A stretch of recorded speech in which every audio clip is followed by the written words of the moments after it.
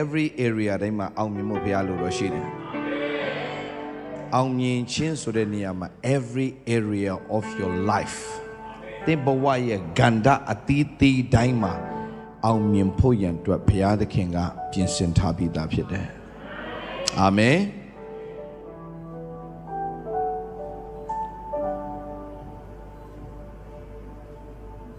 သမီးယေရှုတင်တယ်ဘုရားခင်သမီးတာရဲ့အသုံးပြုပါစေအခုနသမီးပြောတဲ့သမီးအဖွဲကိုဆရာကြည့်တာတော်စတိုင်မိုက်တာပဲသမီးတော့မနေလိုက်ရှာတယ်ဆရာမနေလိုက်ရှာတယ်သမီးကိုမမှတ်မိတော့အခုမှမှတ်မိတယ်သမီးတော့ဖွဲအမွန်းတော့မလားအမွန်းတော့ဟုတ်တယ်နော်သမီးဟုတ်ပြီ exact တော့အဲ့ဒီအမွန်းလာနှုတ်ဆက်တော့သမီးရှိလားပေးနာမရှိတာလားသမီးတို့နှစ်ယောက်လာလားအဲ့ဒါကြောင့်ဟုတ်ပြီအဲ့ဒါကြောင့်ဖျက်ရှင်အမတမကောင်းမြတ်တယ်မဆုံတင်ကဘာပြောဆို तू ကဟိုးတော့အဆိုတော်တဲ့အခုတော့အမှုတော်ဆောင်ဖြစ်သွားတာကျမအောနေတဲ့ဆိုပဲမဆုံတင်တော့အောရတယ်ဆိုတော့ငါသမီးကဝမ်းမြောက်တယ်ဆိုဒါကြောင့်ဘုရားသခင်နိုင်မဖြစ်နိုင်တဲ့အရာဘာမှမရှိဘူးမတတ်နိုင်တဲ့အရာလည်းဘာမှမရှိဘူးဆရာဒီသမီးတို့ဆူတောင်းပေးရင်းနဲ့ဤသမီးအပြင်လူတွေအများကြီးဆက်ပြီးတော့ပြောင်းလဲအောင်မယ်ဆိုတာကိုဝိညာဉ်ထဲမှာဆရာ prophet ပြုလိုက်သေးလားမသိအဲ့နေသမီးကိုဖျားเจ้าရှိမှာပဲเนาะဖျားအောင်ရှိမှာဆရာလည်းအဲ့နေရာမှာအားဘူးဘိရှော့မောရာတော့လည်းစောင့်နေတယ်မဆုံတင်အိမ်ကလည်းစောင့်နေတယ်ဘာလို့မသိဘူးအဲ့ဒီထဲမှာဆရာလည်းဒီဖွဲ့တွေလည်းစောင့်နေဆူတောင်းမဲ့ဖွဲ့တွေကရုံကမှတန်းစီနာပဲရှိမှဆရာလည်းသူတို့လည်းပြီးပြီဆိုဆရာလည်းလွတ်ပြီဆိုတော့ပြေးတာဒီဖွဲ့တွေကအရန်လဲတယ်ကားပေါ်တက်လို့မရကားရဲ့တကားကအပေါက်မှာစောင့်နေတော့ဘာလို့မှမသိတော့ဒါမဲ့ဒါလည်းသူတို့မှတ်တယ်လေနော်2လလုံးကြောင်းတက်တာတော့မှတခါမှစကားမပြောအောင်ဆိုတော့လေပြန်ကန်ပြီးတော့ဆူတောင်းခံမရမယ်ဆိုတော့သူတို့လည်းရအောင်ယူကြတယ်ဆိုဒီနေ့မှာဆရာဘာကိုပြောပြချင်လဲဆိုတော့ဘုရားကျေးဇူးတော်တတ်ပဲဆရာလည်းတရက်နေ့ဆိုရင်ဆရာအမေရိကသွားမှာဖြစ်တယ်အမေရိကမှာMaryland Dallas Texas Indianapolis San Francisco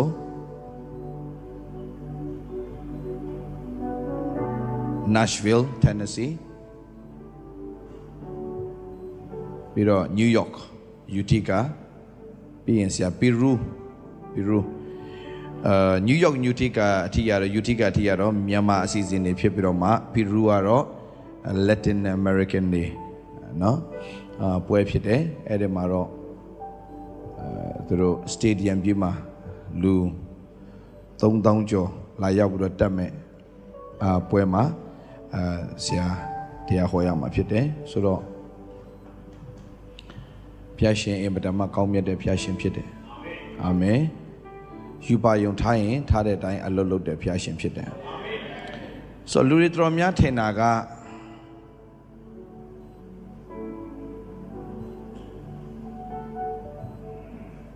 အယမ်းတွေစက္ကတ်နိုင်မှအယမ်းတွေတော်မှ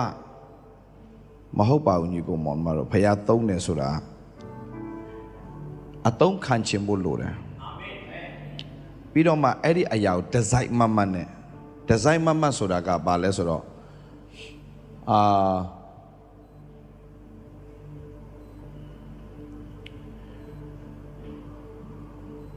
စိတ်တက်ကြစရာတွေရှိမယ်စိတ်ပြက်စရာလည်းရှိမယ်အနောက်ရှက်တွေလည်းရှိမယ်တင်ဖျားမှုတော်ဆောင်းနေရင်းနဲ့တကယ်ကိုဘယ်လူနဲ့မှမတွေ့ချင်တော့တဲ့ချိန်သူမြောက်အားပေးဖို့နေတတာဘယ်သူမှကြည့်ချင်တဲ့စိတ်မရှိတော့တဲ့ချိန်တွေလည်းဆရာတို့ကြုံခဲ့ရတာဒါမဲ့အဲ့ဒီခံစားချက်ကြီးကိုဦးစားမပေးပဲနဲ့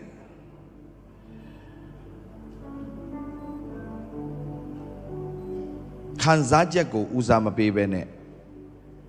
ငါ့ကိုဖျားရှင်ခေါ်ထားတဲ့ပန်းတိုင်ငါရောက်အောင်သွားမယ်ဆိုတဲ့ဆုံးဖြတ်ချက်တစ်ခုနဲ့လိုက်သွားဖို့ပဲအရေးကြီးတယ်လို့ဆရာတော်ဘဝနဲ့ရင်းပြီးတော့ရခဲ့တဲ့တက်တေထဲကနေဒါလေးကိုဆရာတော်အားပေးခြင်းနဲ့အယံစက္ကကြတယ်အယံလဲ on fire တွေအကြီးကျယ်ဖြစ်တယ်နောက်ခဏနေအခြေအနေအမျိုးမျိုးကြောင့်စိတ်တက်ကြစိတ်ပြက်ပြီးတော့ဖျားကြောင်းတော့မလာတော့တဲ့သူတွေလည်းအများကြီးရှိတယ်ဒီလိုမျိုးမဟုတ်ပဲနဲ့ညီကိုမောင်မတို့ဘေးအရာမဆိုးကျွန်တော်တခုနားလည်အောင်လို့ရှင်းပြမယ်သင်ရည်ရွယ်ချက်ပန်းတိုင်ဆိုတာမသိသေးတဲ့အချိန်မှာတော့သင်ပါစိန်ခေါ်မှုမှမရှိဘူးဒါပေမဲ့သင်ရဲ့ရည်ရွယ်ချက်ပန်းတိုင်ကိုစတင်ပြီးတော့မှခုတ်မောင်းတဲ့သူတယောက်ဖြစ်လာပြီဆိုရင်တော့သင်ကိုတိုက်ခိုက်မှုတွေပိုများလာလိမ့်မယ်သင်ကိုစိတ်တက်ကြအောင်လုပ်မဲ့အရာတွေပိုများလာလိမ့်မယ်ဒါပေမဲ့ဘာပဲဖြစ်ဖြစ်အရေးမကြည့်ဘူးယောသတ်ရဲ့အသက်တာကဲ့သို့နားလည်ရမှာညီကိုမောင်မတို့ဖယားကသင်အတွက်ဖယားပြင်ဆင်ထားတဲ့နယ်နမိတ်ထဲကိုရောက်အောင်ပို့ဖို့သူကတော့အမျိုးမျိုးသောနီလန်းတွေနဲ့သင်ကိုရောက်အောင်ဆွဲခေါ်သွားမှာဖြစ်တယ်တကယ်ကျင်းတည်တယ်အဲ့ဒါသို့တော့သင်ကဖယားနဲ့သွားလာခြင်းနဲ့ဆိုရင်ဖယားနဲ့အတူရှောက်လန်းခြင်းနဲ့ဆိုရင်if you want to walk with Jesus if you want to walk with God ဖယားနဲ့အတူရှောက်လန်းတဲ့သူတယောက်ဖြစ်ခြင်းနဲ့ဖယားသခင်ကိုယ့်အတွက်ပြင်ဆင်ထားတဲ့ပန်းတိုင်ကိုရောက်ခြင်းတယ်ဆိုရင်သင်တစ်ခုပဲရှိတယ်ဘယ်တော့မှစိတ်တကြလို့မရဘယ်တော့မှစိတ်တကြလို့မရပြီးတော့မှသင်နားလည်ရမယ့်အရာတခုကဖယားကသင်ကောင်းခြင်းမကောင်းခြင်းအပေါ်မှာအလုံးလုံးနေတာမဟုတ်ဘဲနဲ့သူ့ရဲ့ကောင်းမြတ်ခြင်းအပေါ်မှာသူအလုံးလုံးတာဖြစ်တယ်အာမင်ဆိုတော့ဆရာအမြဲတမ်းညီကိုမောင်မတွေလည်းရှင်းပြတဲ့အကြောင်းအရာလေးနှုတ်ကပတ်တော်လေးနဲ့စပြီးတော့ဆရာသွားခြင်းတယ်ယေရမိခန်းကြီး1အငယ်9ကိုချက်လေးသွားရအောင်လူတိုင်းအတွက်ဘုရားသခင်ကကြီးမားတဲ့အကြံစီရှိတယ်လူတိုင်းမျက်နှာလိုက်တဲ့ဘုရားလည်းမဟုတ်ဘူးမင်းကတော့မင်းသူများထက်အစာပိုရှောင်ပြီးတော့ဆက်ကပ်နိုင်တဲ့အတွက်ကြောင့်ငါမင်းကိုဒီထက်ပိုတော့ချီးမြှောက်မယ်ဆိုတဲ့ဘုရားလည်းမဟုတ်လူတိုင်းအပေါ်မှာဘုရားသခင်ထားတဲ့အကြံအစီကကြီးမြတ်သောအကြံစီပဲဖြစ်တယ်အာမင်ကြီးမြတ်သောအကြံစီပဲဖြစ်တယ်လူတိုင်းမျက်နှာလိုက်တဲ့ဘုရားမဟုတ်ဘူးသင်တို့အခုမှရှိနေကြတဲ့သားသမီးအရောက်စီတိုင်းအတွက်အတီးတီးသောအရောက်စီတိုင်းအတွက်ဘုရားသခင်ကကြီးမားသောအကြံစီရှိတယ်ဒါဆိုဆရာရဲ့ကြီးမားသောအကြံစီရှိတယ်ပြောပြီးတော့ကျွန်တော်ကတော့ကျမတော့ဘာကြောင့်ဒီလိုဒုက္ခရောက်လာလဲဘာကြောင့်ပြစ်ပယ်ခါတာလဲဘာကြောင့်ဆိုတဲ့မေးခွန်းမေးနေမဲ့အစာ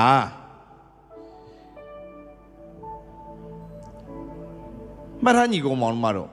ဘယ်အခြေအနေတင်မဖြစ်ချင်တဲ့အခြေအနေတွေအားလုံးဘာပဲကြုံတွေ့ခဲ့ရပါစေတခုပဲဆရာအားပေးခြင်းနဲ့ဘယ်တော့မှထိုင်မနေနဲ့ဘယ်တော့မှစိတ်တက်ကြမနေနဲ့ဘယ်တော့မှအားငယ်မနေနဲ့တင်းကိုဘယ်သူမှမချစ်လဲချစ်မဲ့ဘုရားခင်ရှိတယ်တင်းကိုဘယ်သူမှတစ္ဆာမရှိလဲတကယ်တစ္ဆာရှိတယ်ဘုရားဖြစ်တယ်တင်းအနာမှာဘယ်သူမှရေရှည်မနေနိုင်တော့မှတင်းအနာမှာအမြဲတမ်းရှိနေတာသူပဲဖြစ်တယ်အာမင်တင်းအတိမမပြုတ်လို့သာသူရှိကြောင်းကိုတင်သိချင်မှသိလိမ့်မယ်သို့တော်ညာလည်းပဲတင်တကယ်အတိမပြုတ်တက်လာရင်ဘုရားသခင်အတူရှိကြောင်းကိုတင်ပို့ပြီးတော့မှသိရှိရတဲ့အခွင့်ကိုဘုရားခင်ပြင်ဆင်ပေးတယ်အာမင်ဆိုတင်လှုပ်ချင်တဲ့အရာတွေထက်ဘုရားသခင်တင့်အတွက်ထားတဲ့အကြံစီကိုတင်တကယ်သိရှိသွားတဲ့သူဖြစ်ဖို့တင်ဘုရားသခင်ကိုစိတ်ဝင်စားတတ်ဖို့တော့လိုတယ်ပြန်ပြောမယ်သင်ဘာသာတင်ကငါဆရာဝန်ဖြစ်ချင်တာတွေရောငါတို့ကကြီးပြင်းလာတဲ့အပေါ်မှာဟိုလူအားကြဒီလူအားကြပြီးတော့ဟိုလူဖြစ်ချင်ဒီလူဖြစ်ချင်အဲ့ဒါတော့တဘာဝပဲသို့တော်ဘုရားသခင်အသင်ကိုတဘာဝအထဲမှာရှိစေချင်တဲ့ဘုရားမဟုတ်ဘဲနဲ့ဘုရားသခင်ကသူ့ရဲ့အကြံစီတော်ထဲမှာရှိစေချင်တဲ့ဘုရားရှင်ဖြစ်တယ်ပြန်ပြောမယ်သင်ကိုဘုရားသခင်ကတဘာဝအထဲမှာရှိစေချင်တဲ့ဘုရားမဟုတ်ပဲတဘာဝကြစဉ်းစားနေတဲ့လူတွေထဲမှာသင်ကိုမရှိစေချင်ဘူး ပြန်ပြောမယ်ညီကိုမောင်မလူတွေကဘာကိုကြိုက်လဲတဘာဝကြကြဖြစ်နေတာကိုကြိုက်တယ်တဘာဝကြကြစဉ်းစားတာကိုကြိုက်တယ်တဘာဝကြကြလှုပ်ဆောင်တာကိုလူတွေကဟုတ်တယ်ဒါမှန်တယ်တဘာဝကြတယ် no ညီကိုမောင်မတို့ဖယားနဲ့တကယ်တွားရင်တဘာဝမကြဘူးတဘာဝကြကြတင်စဉ်းစားမယ်ဆိုတင်ဖတ်တာတဘာဝကြကြစဉ်းစားပါဒါမဲ့ဒီနှုတ်ကပတ်တော်ကြီးကတဘာဝမကြဘူးဒီနှုတ်ကပတ်တော်တဘာဝမကြဘူးကြောက်ထဲကရေထွက်စေတယ်တဲ့တချင်းကလာကြတဲ့ဟိုကသွားပြီတဘာဝမကြတော့ကြောက်ကနေဘယ်သိပ္ပံပညာရှင်နီးနေမှာကြောက်ထဲကနေရေကိုထွက်အောင်လှုပ်လို့မရဘူးဒါမဲ့ဖယားကကြောက်ထဲကနေရေကိုထွက်စေတယ်အာမင်ဆိုပြောချင်တဲ့အရာဘာလဲဆိုတော့မဖြစ်နိုင်တဲ့အရာကိုဖြစ်စေတာဒီဖယားတဲ့ချင်းလာမင်းကြီးကိုမောင်မတို့မဖြစ်နိုင်တဲ့အရာကိုဖြစ်စေတာဒီဖယားဥပမာဗျာကျွန်တော်ဆိုရင်ပညာမရှိဘူးဗျာလောကပညာဆိုရင်မရှိဘူးဗျာဆိုတော့ဒီလောကရဲ့အခြေအနေအရပြောမယ်ဆိုရင်လောကမှာတင်ပညာရှိမှလောကမှာလူဝင်ဆက်နေပေါ့ဗျာအလုံးလုံးလို့ရတယ်ပေါ့ဗျာဘွဲတွေပါတယ်ရှိတဲ့ခါကြတော့မှပဲစားဖို့တောက်ဖို့အဆင်ပြေမယ်ဆိုတဲ့ပုံစံမျိုးဗျာဒီလောကမင်းပဲအောင်မြင်မှလဲမင်းကဘာဖြစ်လို့ဆိုတော့မင်းကသူများအောက်မှာပဲမင်းအလုံးလုံးမှာပေါ့မင်းငယ်တော့ကျုံးမှမကြိုးစားခဲ့တာမင်းကပညာမှမရှိတာဘွဲမှမရှိတာဆိုတော့သူများဟာလာရှောက်ပြောမှာပဲဘွဲရှိမှသာဘွဲရှိမှသာ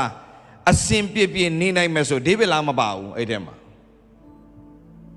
အခုကဒေးဗစ်လားစီမှာတော့မှဘွဲရှိတဲ့လူတွေကလာအလုံးလုံးနေရတယ်ဆိုတော့တဘာဝမကြတော့ဘူးတဘာဝမကြတော့ဘူးဟိုဘာမှဆယ်ရတော့မအောင်တဲ့ကောင်တယောက်ဘာမှဘွဲမရှိတဲ့ကောင်တယောက်ကလုပ်ငန်းနဲ့ဦးစီးနေလို့ပြောရင်ဘယ်သူကယုံမှလဲလို့တဘာဝမကြပေမဲ့အဲ့ဒီတဘာဝမကြတဲ့တဘာဝလွန်ကဲသောတဘာဝလွန်နေပဲတဲ့ကိုတင်သွားခြင်းနဲ့ဆိုရင်တင်ဖျားဆိုတာတစ်ချက်သတိရလိုက်ဖို့အရေးကြီးတယ်ဖျားရှိတယ်ဖျားရှိတယ်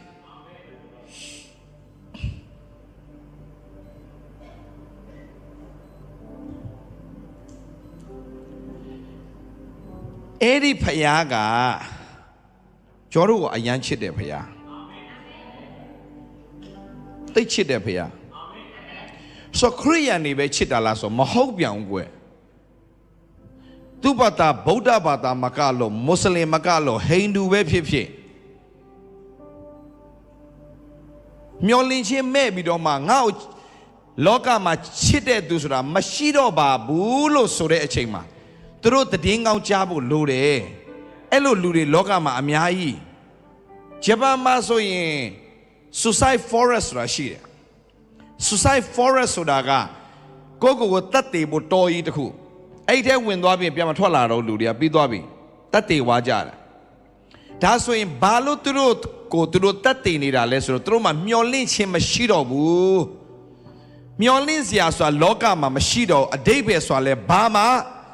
မရှိတော့ဘူးပတ်စံရှိလဲဝမ်းမြောက်စရာအကြောင်းမရှိတဲ့လောကကြီးမှာပတ်စံရှိရင်ဝမ်းမြောက်မယ်လို့ထင်ခဲ့တယ်ကွာဆိုတော့အခုပတ်စံလဲငါရှိလာပြီဘယ်မှလဲဝမ်းမြောက်ခြင်းအလကားပါပဲဆိုတော့မှ suicide forest တဲ့ဝင်သွားပြီးတော့တည်သွားတဲ့သူတွေအများကြီးပဲဆိုတော့ဒီလူတွေကိုအမုန်းခံပြီးတော့သွားပြောမဲ့သူကလည်းမရှိဘူး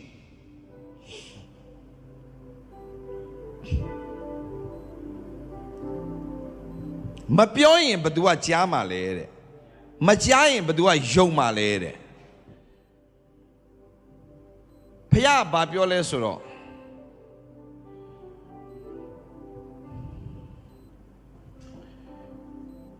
သူကမျောလင့်ခြင်းရဲ့အရှင်ဖြစ်တယ်လေလောကမှာမျောလင့်စရာမရှိပါဘူးညီကိုမောင်မတော်တကယ်မရှိပါဘူးကျွန်တော်အမေရိကမှာကော်ဖီဆိုင်မှာကော်ဖီဝယ်ပြီးတော့ပြန်ထွက်တော့လွန်ခဲ့တဲ့73နှစ်လောက်ကပါမမတ်ရကျွန်တော်ပြန်ထွက်တော့အဲ့မှာရှာကို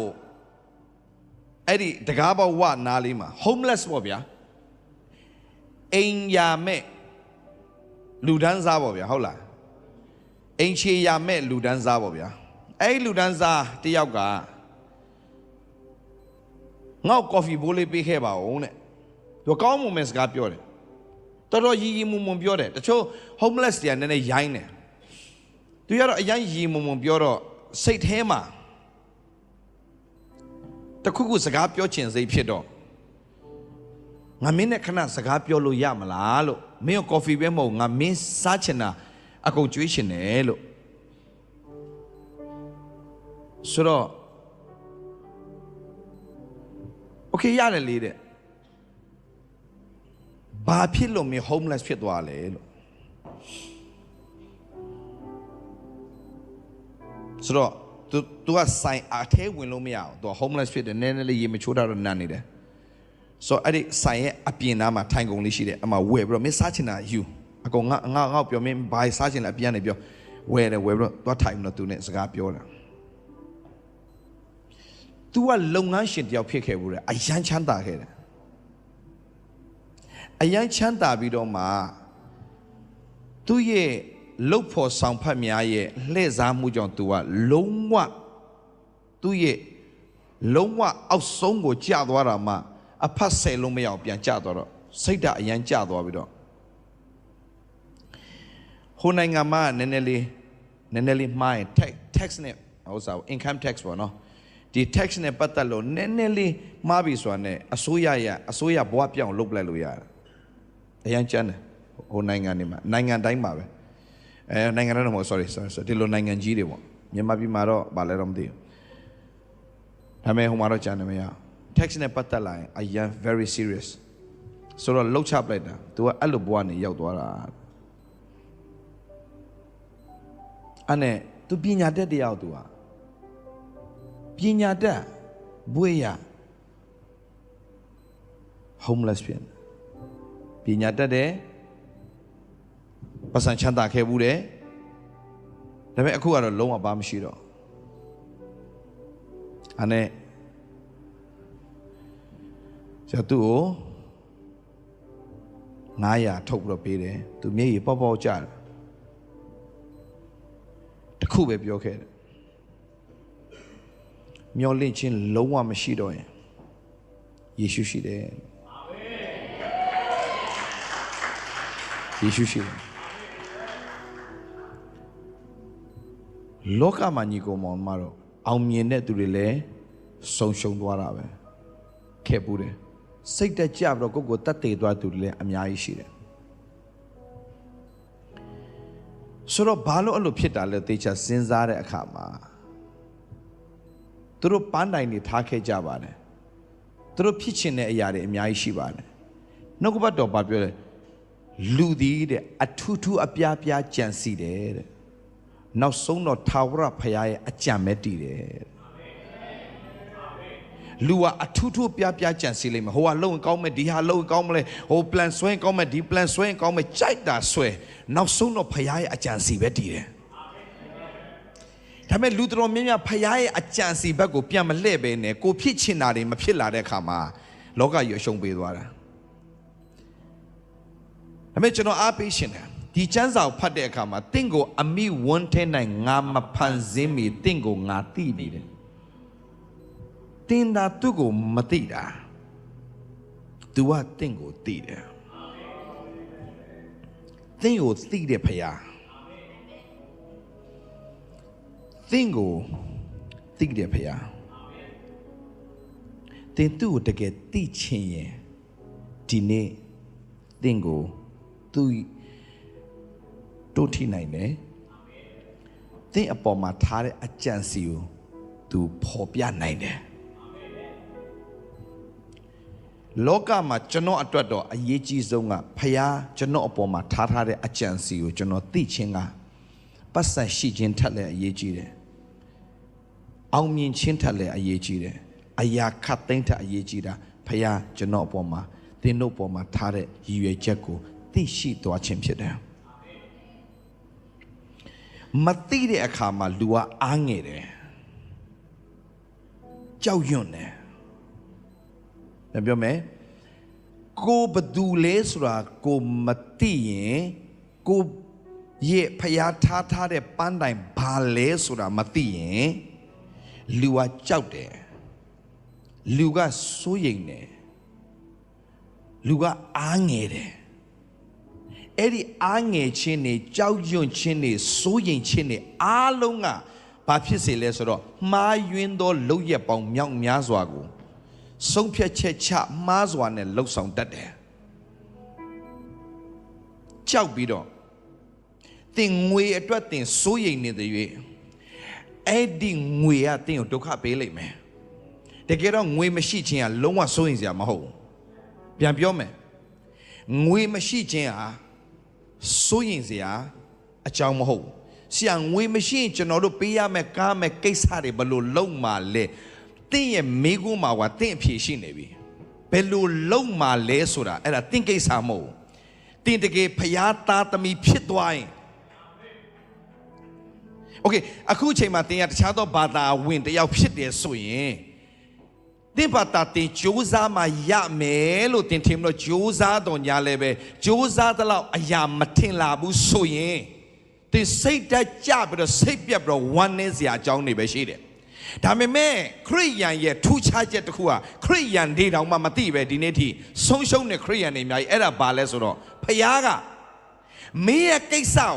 ငါတာဝန်ယူပြစေလို့ invitation ပေးနေတာကခရိယန်ထဲမှာအာတန်ချက်အဲ့ဒါမင်းဘာသာမင်းစ조사မင်းဘဝမင်းစ조사မင်းလုံနေတယ်လို့မင်းရမယ်ဆိုတာခရိယန်ဘာသာရဲ့တရားမဟုတ်ဘူး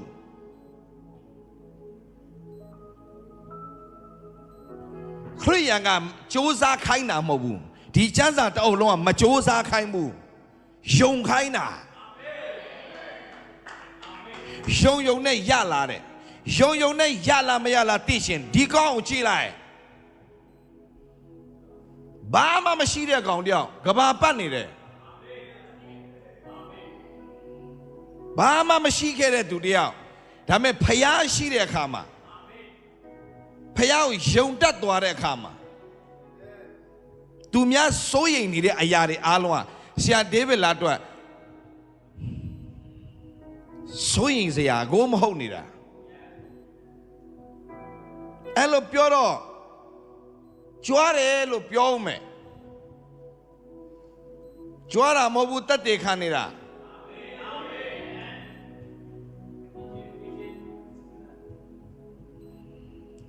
တင်လဲကြွားချင်ရင်ယုံကြည်ပေါ့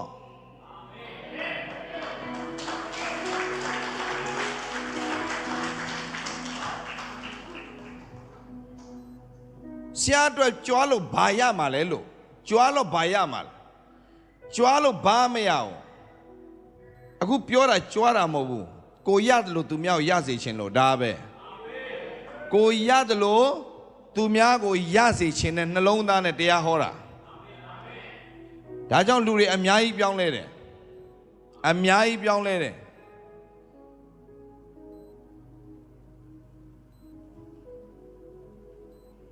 လူတွေအများကြီးလွတ်မြောက်ကြတယ်ဖခင်ကျေးဇူးတော်ကြောင့်ပါ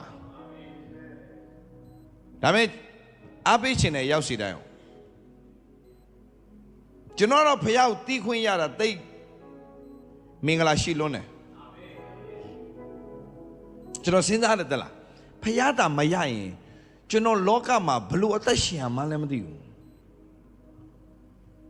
ဘာမှမရှိတဲ့လောကကြီးဖခင်မရှိရင်ဒါပေမဲ့ဖျားမရှိပဲနဲ့နေလို့ရတာတွေလည်းထူးဆန်းပါတယ်ဖျားမရှိပဲနဲ့နေတဲ့အဖွဲတွေလည်းထူးဆန်းပါတယ်ဒါပေမဲ့ဟန်ဆောင်နေတာဟန်ဆောင်ပြီးတော့ပြုံးနေကြတာအထဲမှာကပူနေတဲ့အဖွဲတွေအမျိုးကြီးလောကကြီးမှာပူနေတာအများကြီးပဲမရညီကိုမောင်မတို့ဘာသာတရားကြီးကတင်းကိုကောင်းတာလုပ်ရင်ကောင်းတာရမယ်ပြီးတော့မှဗာဆက်ပြောတယ်လေမင်းတို့အကောင်းဆုံးလုပ်ရင်အကောင်းဆုံးဖြစ်လာမယ် လှုပ်ကြည့်လေလို့အကောင်းဆုံးလှုပ်တိုင်းအကောင်းဆုံးဖြစ်လာတာမဟုတ်ဘူးမြန်မာပြည်သားတွေအတိဆုံးအကောင်းဆုံးလှုပ်နာအဲ့ပြည်ရဆုတ်ပြတ်တတ်နေပြီအကောင်းဆုံးလှုပ်နေလေအပေါ်တော်ဆိုးလာသေးတယ်အကောင်းဆုံးလှုပ်တိုင်းအကောင်းဆုံးဖြစ်လာတာမဟုတ်ဘူးကိုအကောင်းဆုံးလှုပ်တော်ညာလဲအကောင်းဆုံးမဖြစ်လာဘူးဆိုတာသိရင်လက်မြောက်ရှုံးပေးလိုက်ဖះကိုလိုတာအဲ့ဒါပဲလိုတာအဲ့ဒါပဲဖះသခင်ကိုယုံရင်အပြည့်ယုံတဝက်မယုံနဲ့ကျွန်တော်လည်းဖះကိုယုံတာပဲဆရာဒါပေမဲ့ဖះမျက်နှာလိုက်တယ်ဆရာရှောင်းမပြောနဲ့ဖះကိုယုံတဲ့ပုံစံခမရဘလို့ယုံနေတာလဲကိုတော့ခေါင်းကိုက်တာတော့ကျွန်တော်မခံနိုင်ဘူးပေးပြောက်လိုက်ဘိုက်အောင်တာတော့ကျွန်တော်ဂျဲလက်မတ်တောက်မယ်အဲ့ဒီအကွက်တွေမလုံနဲ့ဖះအောင်အဲ့ဖះလို့မလုံနဲ့ဖះကတင်းကိုခန္ဓာစိတ်ဝိညာဉ်အပေါင်းစိတ်ဝင်စားတယ်ဖះအာမင်ဟာလေလုယာတင်းကိုအမင်္ဂလာနဲ့မင်္ဂလာဖြစ်စေတယ်ဖះတင်းဘာမရှိရင်နေစေပြဿနာမရှိဘူးတင်းမှာယုံကြည်ခြင်းရှိရင်တင်းဆုံးရှုံးသွားတဲ့အရာတွေအလုံးခုနဆာမကအစတရားပြန်ပေးဖို့ပြင်ဆင်ထားတဲ့ဖះကအဲ့ဒါကျွန်တော်အခုပြောနေတယ်ဖះဟာလေလုယာကျွန်တော်ဘာမှမရှိဘူးဗျာကျွန်တော်မှငွေမရှိဘာမှရှိစရာမလိုဒီမှာကျွန်တော်ကြည့်ဒေးဗစ်လောက်ဘုရားခင်ဘာလို့သုံးလဲသိလားဘုရားကိုကျွန်တော်မေးတယ်တစ်ခေါက်ဘုရားခင်တောင်းဘာလို့သုံးတာလဲကျွန်တော်ကဘာမှလည်းမရှိဘူးအဲ့ဒါဘုရားပြောတယ်အေလီနေ့မှာဘာမှမရှိလို့ငါသုံးတာ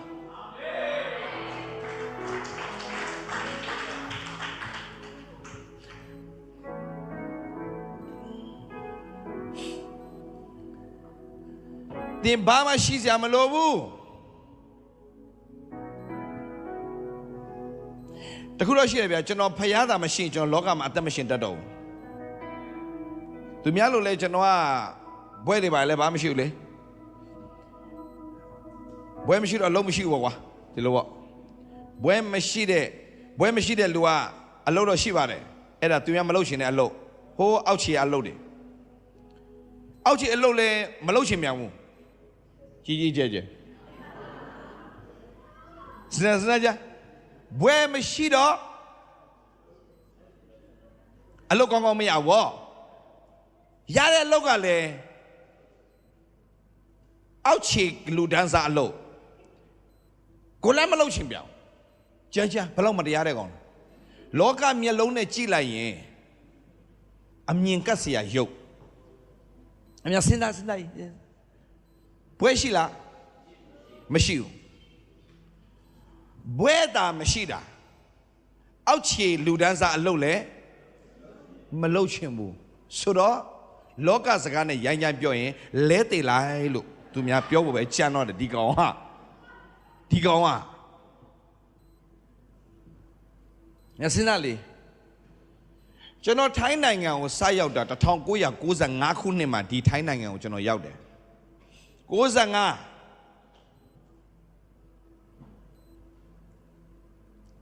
95မှာကျွန်တော်ဒီထိုင်းကျွန်တော်ဘွားအမှန်ပြောပြမယ်ကျွန်တော်95မှာရောက်တယ်ကျွန်တော်မေကအဲ့တုန်းကဒီ international school မှာစီးလုံမှာရှိတဲ့ international school မှာကျွန်တော်မေကအင်္ဂလိပ်စာပြတယ်ကျွန်တော်ရောက်ချင်းမှာအမေလို့ကျွန်တော်ဘွားကသူများစားတယ်လို့စားနေတယ်လို့မနေခဲ့ရတဲ့ဘွားကျွန်တော်အလုံးပြစေလို့ငါကျူရှင်ပေးနေတဲ့ထိုင်းမှာတယောက်တော့ရှိတယ်တဲ့ငါသူ့ကိုပြောပေးမယ်သူ့စက်ယုံမှာနေအလုံးမလားပတ်စံရပြီးတော့လုံးမယ်ဗျာလို့အဲ့ဒါနဲ့အဝတ်စက်ယုံဖြစ်တယ်အဲ့ဒါဆရာလို့သွားလို့ပါတယ်အဝတ်လျှော်တဲ့စက်ယုံ laundry လေ laundry ဆိုအဲ့လိုတေးသေးမွား laundry မဟုတ်ဘူးစက်ယုံကြီးကဆင်းလာတဲ့အဝတ်စားတွေကိုအဲ့လိုအဲ့ဒါသွားလို့တော့3လပဲလောက်ရတယ်ကျွန်တော်ရီးစားထားမိတယ်ရီးစားထားမိတယ်သူတို့လည်းအိမ်အောင်နေပါလေကြာသွားပြီပေါ့ဗျာဒါကြောင့်အဲ့ဒီရီးစားနာမည်တော့မပြောတော့ပါဘူးမဟုတ်တော့ကျွန်တော်ပြောအောင်မလို့ဒါပေမဲ့သူ့ယောက်ျားဒေါသထွက်နေအောင်မှာဒီမှာရှိလားမရှိလားကျွန်တော်လည်းမသိဘူး ဆိုတော့သူနဲ့ရီးစားထားတော့ကျွန်တော်အမေကချက်ချင်းအလုတ်ထုတ်ပလိုက်တယ်နင်းရောငါဒီမှာထားတာအလုတ်လုတ်ခိုင်းတာနင်းပတ်ဆံရှာရှင်လို့အခုကပတ်ဆံမရောက်နေရီးစားရလာပြီအိမ်မှာပြန်နေဆိုတော့ကျွန်တော်အလုတ်ပြုတ်သွားအဲ့ဒီလုတ်ကလေးကတော့မစိုးဘူးဘာလို့ကျွန်တော်အမေစာတင်ပေးတဲ့ထိုင်းမရဲ့လုပ်ငန်းဆိုတော့ဆရာမရဲ့သားဆိုတော့ तू ကဟိုနေရာကောင်းကောင်းမှာထားထားတယ်ဗျာမပင်ပန်းတဲ့နေရာမှာထားထားတယ်ဆိုတော့ကျွန်တော်အေးစေးအရန်တတ်တာနဲ့အချိန်မှာဒီနှလုံးသားရဲ့နှလုံးသားရဲ့ဒီပြဿနာပေါ့ဗျာဒီတင်စာမော်ရဲ့တခြင်းလို့ဆွဲလမ်းမှုပြဿနာပေါ့ဗျာဒါဒီမှာရင်ဆိုင်ရပြီရင်ဆိုင်ရတော့ရှင်းပြောဗျာမြန်မာကားလို့ကွာခွဲလိုက်တယ်ပေါ့ကွာခွဲလိုက်တယ်ပေါ့အဲ့နဲ့ခွဲခံလာတော့အဲ့ဒီကောင်မလေးကလည်းအရန်နာကျင်းစွာနဲ့ပဲဘယ်လည်းမသိပြန်သွားတယ်ကျွန်တော်လည်းအမေကအိမ်မှာပဲနေငါကျွေးတာပဲစားအိမ်မှာနေဖျောက်နေကိုစားအိမ်မှာနေတော့ဗျာပတ်စံမရှိဘူးပေါ့ပတ်စံမရှိလေအိမ်မှာနေတော့အမေကပေးတာလေးနဲ့ပဲစားရတာလေအမေကလည်းဒါပေမဲ့အိမ်မှာနေတော့ဘာလုပ်ရလဲဆိုတော့အမေကငါပြန်လာမယ်ဈေးသွားဝယ်ထားထမင်းဟင်းချက်ကျွန်တော်ဘာမလုပ်တတ်ဘူးလို့ပြောလဲမရအောင်နေချက်တာစားမယ်ဆိုတော့အဲ့မှာကြက်ဥကြော်တယ်မမပြုတ်တယ်ကြက်ဥပြုတ်တယ်မမနဲ့ကြက်ဥနဲ့တခါတည်းထည့်ပြုတ်တယ်တနေ့လက်ပတ်ပြီးကျွေးနေတာဒါပဲကြာလာတော့သူစိတ်ညစ်လာတာမမကြက်ဥတော့ဟုတ်ပါပြီနေတမယာသီးလေးပါတမယာသီးတနတ်တွေပါတောက်ွယ်အောင်ငါမစားတတ်တော့အဲ့နဲ့ဒီလိုမျိုးနဲ့လှုပ်ရင်းနဲ့ကျိုးဥစ္စာဖြစ်လာတယ်ဗျာအရာအလုပ်လုပ်ချင်တယ်အဲ့ဒီအလုပ်မှလည်းအမေကပေးမလုပ်တော့ဆိုတော့ကျွန်တော်ဆူတောင်းတယ်ဘုရားသခင်ဘယ်မှာလုပ်အောင်မလဲကျွန်တော်အရေးအချင်းနဲ့အမေစဉ်းစားတဲ့ပုံစံချင်းကျွန်တော်အရေးချင်းနဲ့ကျွန်တော်ထိုင်းနိုင်ငံမှာဘာလုပ်ရမလဲလိုက်ရှာတာလေဘီလက်မြေဖြော်တဲ့အလုပ်ပဲရတယ်ကျွန်တော်ရဲ့အစင်းမြင့်ဆုံးအစင်းစကားစကြထိုင်းနိုင်ငံမှာအမြင့်ဆုံးယာတူကနေပူကျဲတဲ့မှာဘီလက်မြေဖြော်ရတဲ့ကောဆန်မှာဘီလက်မြေဖြော်ရမယ်အကွက်ပဲရှိတယ်ဒါပဲအစကတည်းကမောင်နှမအထဲမှာအသားအမဲဆုံးဖြစ်တယ်အဲ့လိုမျိုးဘာအဲ့ဒါဘာခေါ်လဲကောဆန်စာဘာမှလို့ခေါ်လဲပယံအေးဟမ်ပယံလုပ်ငန်းနေလေကွာအဲ့မှာအိမ်ဆောက်တဲ့လုပ်ငန်းမှာသွားလုပ်အောင်ဆိုတော့ခင်ဗျာစဉ်းစားကြည့်အသားမဲရတဲ့ကြားတဲ့ဘီလက်မြေထိမယ်ရုပ်ကခင်ဗျာစဉ်းစားကြည့်လိုက်စဉ်းစားတော်ရုပ်ဆုံးမဲ့အကွက်တွေတစ်သလုံးမိမမရတော့မဲ့အကွက်တွေဖြစ်တော့မယ်ဆိုတာကျွန်တော်ကိုပုံဖော်လိုက်တဲ့အချိန်မှာအရန်စိတ်နာတာအမေကပြောတယ်နင်းအတွက်အလုပ်ကိုငါလည်းလိုက်ရှာတယ်နင့်မှာအရေးချင်းလည်းသိမရှိဘူးဒါနဲ့ငါရဲ့တငယ်ချင်းမိတ်ဆွေတွေရှိတယ်အင်္ဂလိပ်အတိုင်းဝိုင်းပဲနင်လိုက်ခဲ့လိုက်သွားတယ်တရက်လိုက်သွားတယ်ဒင်နာသွားစားတယ်အဲ့ဒီမှာသူတို့ကအင်္ဂလိပ်လိုထိုင်ပြောတာစတလုံးမှနားမလဲဘူးသူတို့ပြောတာလဲနားထောင်တော့ဩငါအစင်ဟုတ်ပါတယ်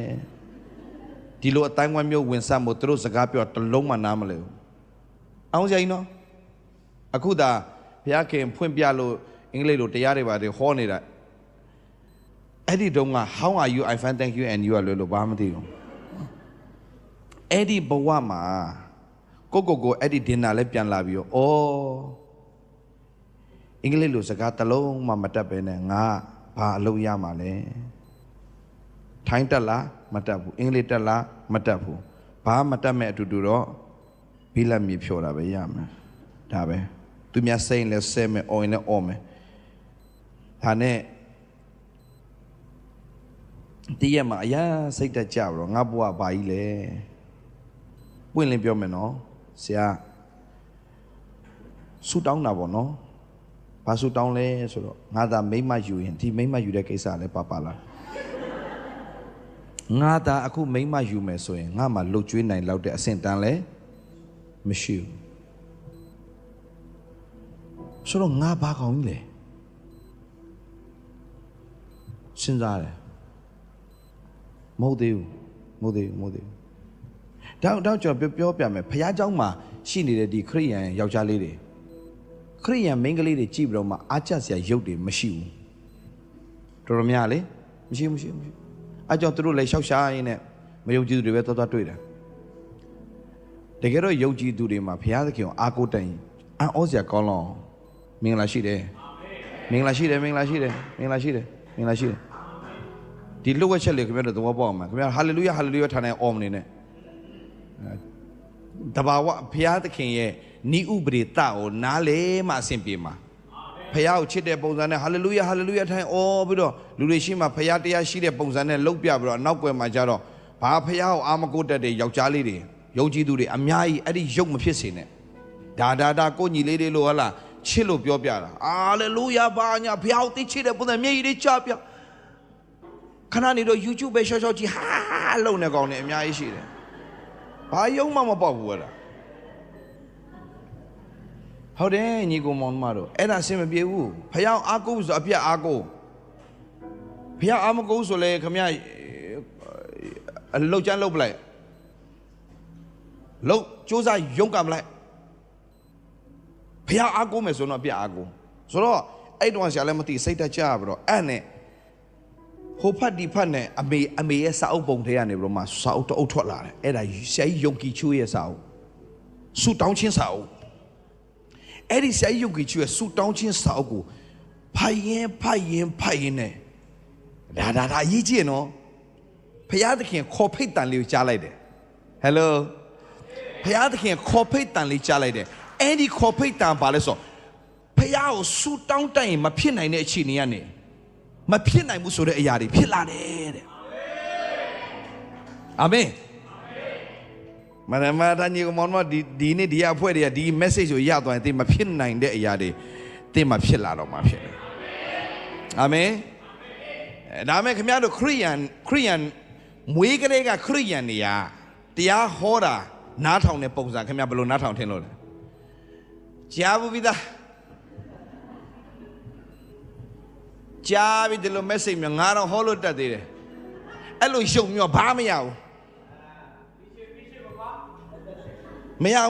အဲ့ဒါမရဆိုကျွန်တော်ရေးလဲဒီဆရာကြီးအလားယုံကြည်ခြင်းရဲ့စာအုပ်ကိုဖတ်ရင်နဲ့ကိုလည်းပြန်ကြည့်တော့ငါခရိယန်ဖြစ်လာတကယ်တော့ငါဖះတကယ်ယုံတာမဟုတ်ဘူးနော်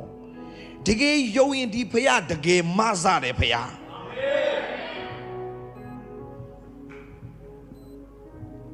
မာကု9:23ပါပြောလဲမာကုကလည်းတင်းဒီယုံကြည်နိုင်တယ်လို့ယုံကြည်တော်သူဖြစ်ရင်ခတ်သိမ်းတော်မူတော့ကိုသက်ဆိုင်နိုင်တယ်ပြန်ဆိုခုချင်းစီပြန်ဆိုငါသားမာကုခန်းကြီး9:23ယေရှုကလည်းတင်းဒီယုံကြည်နိုင်တယ်လို့တင်းဒီယုံကြည်နိုင်တယ်လို့တဲ့ဖះဒါပဲမေးတာမင်းစူးစမ်းနိုင်သလားလဲမမေးဘူးဟမ်မမေးမင်းယုံကြည်နိုင်လားတဲ့မင်းယုံကြည်နိုင်လားတဲ့ဒီနေ့မေးနေပြီယုံတော့ယုံချင်တော့ဆရာရဲ့ကျွန်တော်ရဲ့ရှင်နေနဲ့ရှောင်မပြောနဲ့ယုံကြည်နိုင်သလားဒါပဲပေးနေတာမင်းရဲ့ချိန်တွေကိုကြည့်လို့ယုံခိုင်းတာမဟုတ်ဘူးမင်းယုံကြည်နိုင်လားဒါပဲဖះမင်းနေပြီဆရာရဲ့ယုံတာပေါ့ဆရာရဲ့ဖះကိုပဲယုံတာပေါ့ဆရာရဲ့ဒါမဲ့ဆရာလဲဘာလို့အစင်မပြေတဲ့ကိစ္စယူဟိုအဲ့ဒါရှောက်ပြောခိုင်းတာမဟုတ်ဘူးခမရဲ့လက်ရှိအခြေအနေပြောင်းပြန်ဒါမဲ့တခုတော့ရှိတာပေါ့ဖះနဲ့အလုတ်လုပ်ရင်စိတ်မလောနဲ့ပြန်ပြောမယ်ဖះနဲ့အလုတ်လုပ်ချင်တယ်ဆိုရင်စိတ်မလောရဘူးဒီနေ့လူတွေတိတ်စိတ်လောတယ်ဖះနဲ့အလုတ်လုပ်ရင်လောလို့မရဘူးဖះသူ့အချိန်နဲ့သူအလုတ်လုပ်တာတခုတော့ရှိတယ်ဖះနဲ့အလုတ်လုပ်ရင်သင်စိတ်မလောအောင်စိတ်ရှည်ရတယ်ပြောဖះနဲ့အလုတ်လုပ်ရင်ဘာဖြစ်ရလဲစိတ်မလောရဘူးကိုဖြစ်ချင်တာတွေရှေ့တန်းတင်လို့မရဘူးတခုပဲရှိတယ်ဖះသခင်လုံမယ်ဆိုတာယုံရင်ဘာလို့ရလဲဆိုတော့မျော်လင့်ခြင်းနဲ့စောင့်တတ်ရတယ် မျောလင့်ခြင်းနဲ့စောင့်နေတဲ့အချိန်မှာချီးမွမ်းနေရတယ်ဒါပဲလို့လေမလောရဘူးပြောမလောရဘူးမျောလင့်ရတယ်ဘုရားသခင်ဘယ်လိုမျောလင့်အကောင်းဆုံးမျောလင့်ရတယ်ပြောဘယ်လိုမျောလင့်ရလဲပြန်ပြောအောင်ဘာမျောလင့်ရမလဲသင်အကောင်းဆုံးမျောလင့်ရမယ်မနေ့ကတော့မှဆရာပြောသေးတယ်မနေ့ကဆရာတရားဟောတယ်ဘယ်မှာတရားဟောတာဆရာမန္တလေးကိုဆရာတရားဟောတယ်မန္တလေးဟောတဲ့အချိန်မှာဆရာဘာပြောလဲဆိုတော့မြန်မာပြည်မှာလို့လူတွေတော်တော်များများဒီနေ့ဒုက္ခတွေအများကြီးရင်ဆိုင်ရတယ်အထူးဖြင့်ယုံကြည်သူတွေအတွက်ပဲကျွန်တော်ပြောမယ်နော်ယုံကြည်သူတွေအတွက်ကျွန်တော်ပြောမယ်ယုံကြည်သူတွေလို့ပြောတဲ့ဟလာဖခင်သားသမီးတွေပါလို့ပြောတဲ့ဒီယုံကြည်သူတွေဟာဘာဖြစ်လို့အစင်မပြေမှုတွေများစွာနဲ့ရင်ဆိုင်နေရလဲလို့ဖခင်နဲ့စကားပြောတဲ့အချိန်မှာဒီယုံကြည်သူဆိုတဲ့ဖခင်သားသမီးတွေဟာနှုတ်မကောင်းဘူးဒီနှုတ်မကောင်းဘူးဟိုလူဆဲဒီလူဆဲဟိုလူမကျေနပ်ဒီလူမကျေနပ်ဟိုအစိုးရမကျေနပ်ဒီအစိုးရမကျေနပ်ဟိုအစိုးရမကောင်းဒီအစိုးရမကောင်းရှောက်ပြောနေတာဘယ်အစိုးရမှမကောင်းဘူး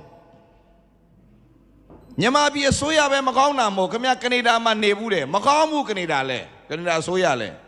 tax မပေးနိုင်ခင်ဗျအဲ့ဒီကနေဒါရဲ့မြေမှာခင်ဗျထားတစ်စက်မှမထားချင်တဲ့နိုင်ငံလူတွေထင်တာအမေရိကကနေဒါမှာလူတွေကိုခေါ်တယ်ဆိုတာသူတို့ကပြောနေတာခင်ဗျားတို့ tax လာပေးခိုင်းတာအဲ့ဒီ tax နဲ့အဲ့ဒီနိုင်ငံချမ်းသာတာဒါပဲအခွန်နဲ့ချမ်းသာတဲ့နိုင်ငံနေအလုတ်သမားများရှိလေအခွန်ဆောင်ရလေအခွန်ဆောင်ရလေနိုင်ငံအစိုးရချမ်းသာလေပဲဒါပဲနိုင်ငံနဲ့တည်းမှာခင်ဗျားအခွန်မဆောင်နိုင်တော့ဘာလို့မထင်လဲသူတို့ခင်ဗျားဒုက္ခရောက်ဖို့တာပြင်တာဒုက္ခရောက်ဖို့တာပြင်တာโอเคပတ်စံများရတော့လေရတဲ့သူကထပ်ပေးရပြန်အောင်အခုတင်မှာဒေါ်လာ9000တစ်လောက်ဒေါ်လာ9000ဝင်ငွေရှိတယ်ဆိုရင်ဟုတ်ပြီနော်ဒေါ်လာ9000ဝင်ငွေရှိတယ်ဆိုအာမင်းမလုပ်သေးနဲ့ခဏဒေါ်လာ9000ဝင်ငွေရှိတယ်ဆိုရင်1000ကျော် tax ပြန်နှုတ်ပလိုက်ပြီတစ်လောက်အဲ့တော့ခင်ဗျမဘယ်လောက်ပဲဝင်ငွေရှိလဲ3000ဘယ်လို4000 1000ကျော်ပါဆို3000ကျော်ပဲဝင်ငွေရှိပြီးတော့1000ကျော်ကသူတို့နှုတ်ထားပြီးသားဘာမှလာမသိညီကောင်မတော်โอเคအဲ့ဒီထဲကနေမှ तू ပြောလိုက်မယ်ပင်စင်အတွက်ဘယ်လောက်ပင်စင်က65နှစ်မှရမှာဒါဆိုရင်အဲ့ဒီမှာ65နှစ်မပြည့်ပဲနဲ့သေသွားတဲ့လူတွေအများကြီးရှိတယ်တစ်သက်လုံးစားတဲ့ပင်စင်တွေဘယ်ရောက်သွားလဲအဲ့ပတ်စံတွေ social security ဘာပဲအစိုးရစီရောက်သွားပြီလေအစိုးရပဲအောက်တာလေအကုန်ကျွန်တော်ပြောချင်တာဟိုအစိုးရမကောင်းဒီအစိုးရမကောင်းနိုင်ငံတိုင်းမှာသူ့ဟာနဲ့သူမကောင်းတာရှိတယ်ဆိုတော့ခရိယာနေရာမကောင်းတာရှောက်ပြောဖို့မဟုတ်ဘူးသူ့ဘာသာမကောင်းကောင်းတင်ပြောရမှာဖျားကောင်းမြတ်ချင်းတင်းရဲ့မင်္ဂလာအစပြုခြင်းရင်ဟိုမကောင်းဒီမကောင်းနေမပြောပါတဲ့ပဲဘဲနဲ့ဖျားကောင်းမြတ်ခြင်းကိုစတင်ပြောတတ်လာရင်တင်းရဲ့မင်္ဂလာအစပြုတော့မယ်မကြားမှာဆိုလို့ပြန်ပြောမယ်သူ့ဘာသာဖျားမသိတဲ့ဖွဲ့တွေကသူ့ဘာသာဟိုမကောင်းဒီမကောင်းတာပြောပါစေတင်းကမကောင်းတာမြင်အောင်မှအဲ့ဒီမကောင်းတာမပြောဘဲနဲ့တင်းမှာကောင်းတာပြောစရာတစ်ခုရှိတယ်အဲ့ဒါဖျားရဲ့ကောင်းမြတ်ခြင်းဒီနေ့ဆောက်တော့တင်းရဲ့အတ္တတာမှာကြီးမားစွာသောပြောင်းလဲမှုဖြစ်ခြင်းရင်ပြီးတော့မှအသက်ရှည်ခြင်းရင်ဘုရားကောင်းမြတ်ခြင်းများပြော34ခုမြောက်သောစာလအငယ်7မှာဘာပြောလဲ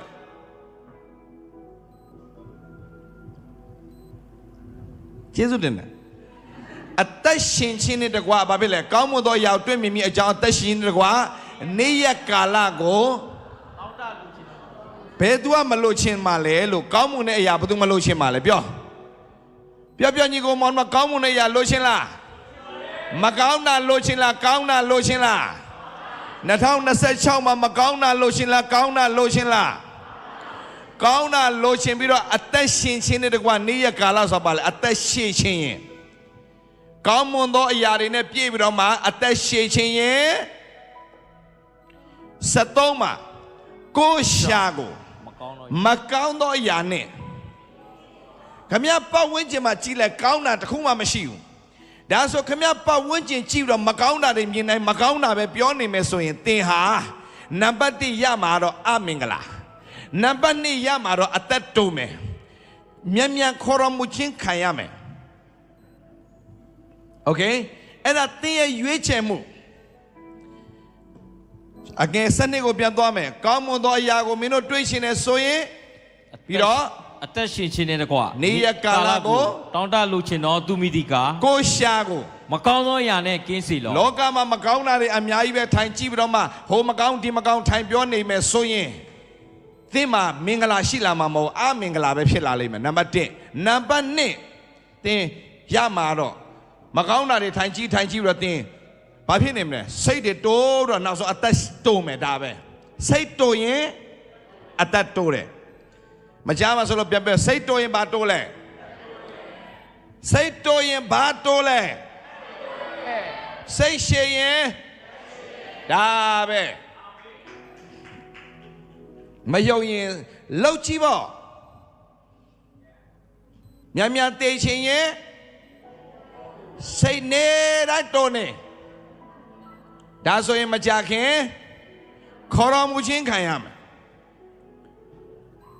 သင်အသက်ရှည်ခြင်းနဲ့ဆိုရင်စိတ်ရှည်ရမယ်ဘာစိတ်ရှည်မှလဲမျော်လင့်ခြင်းရှိရမယ်ဘုရားခင်ငါတို့အကောင်းဆုံးဘုရားခင်ငါတို့အကောင်းဆုံးအစပိုင်းမှာတင်းငယ်ကောင်းတင်းငယ်လေးမှာနောက်ဆုံးမှာအလွန်ကြီးပွားလိမ့်မယ်အာမင်ယခုခဏခံရတဲ့ပေါ့ပါတဲ့ဆင်းရဲဒုက္ခတွေဖြစ်ပေမဲ့ငါချီးမွမ်းမယ်မကြာခင်မှာဘာဖြစ်လဲအတိုင်းထက်လွန်မြင့်မြတ်လေးလံ၍နေဆာထာဝရဘုန်းတော်ငါတို့ဖို့ဘုရားခင်ပြင်ဆင်ထားတယ်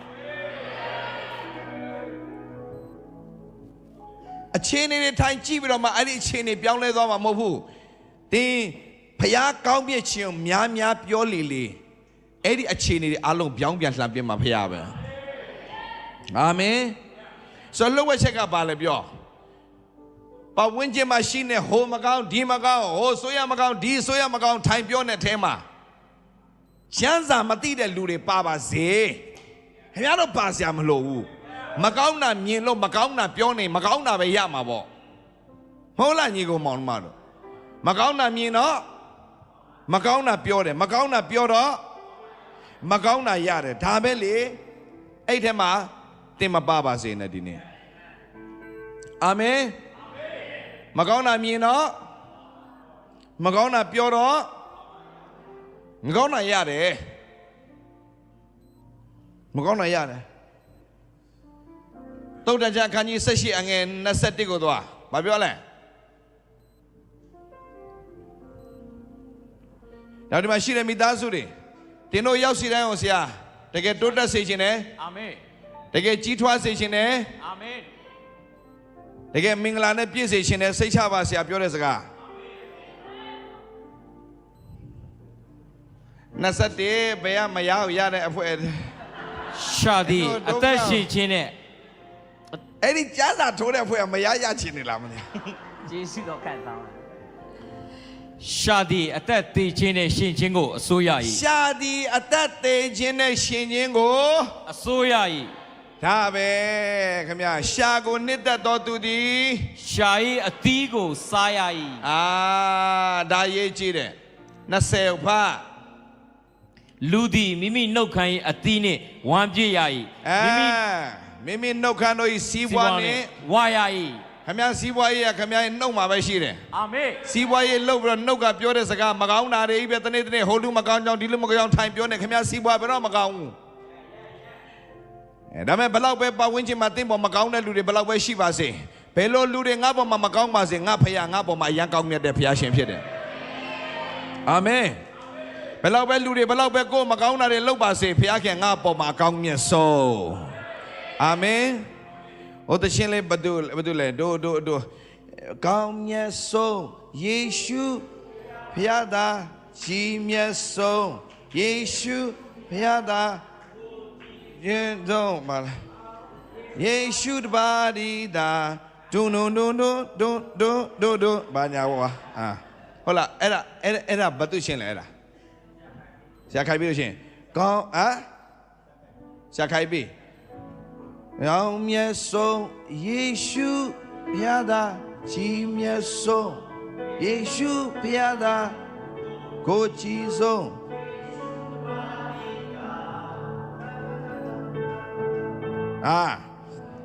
ငါသားနဲ့လေးလာလိုက်အောင်မချင်းခင်များတို့ဒါရေးကြည့်တယ်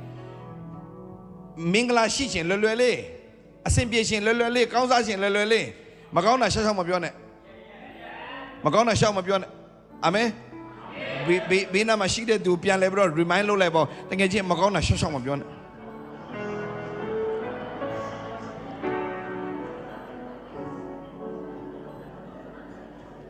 အာမင်ဘုရားရဲ့ကောင်းမြတ်ခြင်းတွေပြောတဲ့သူကကျွန်တော်စိတ်ခေါ်ရဲတယ်ဘုရားကောင်းမြတ်ခြင်းပြောတဲ့သူတွေအသက်တာလေတပတ်ပြီးတပတ်မတူဘူးတလပြီးတလမတူဘူးဘုရားကောင်းမြတ်ခြင်းပြောတဲ့သူတွေရဲ့အသက်တာတွေမှာဘုရားရဲ့ကောင်းမြတ်ခြင်းတွေကလိုက်လာတယ်အာမင်ဒါချမ်းသာဘက်ပဲလေ goodness and mercy shall follow me all the days of my life ဒါဝိဒ်ကတိုးချန်ထမ်းနေဘယင်ဖြစ်သွားတာလေဒါဝိဒ်ကသူများမကောင်းကြောင်မပြောဘူးသူ့ပေါ်မှာမကောင်းတဲ့ရှောလူကြောင်လည်းသူမပြောဘူးငါတော့ကွာသူတော်မတိုက်ရတဲ့ဂေါလိယကိုတိုက်ပေးခဲ့ရတာဂျေစုမတိတတ်တဲ့ရှောလူမပြောဘူး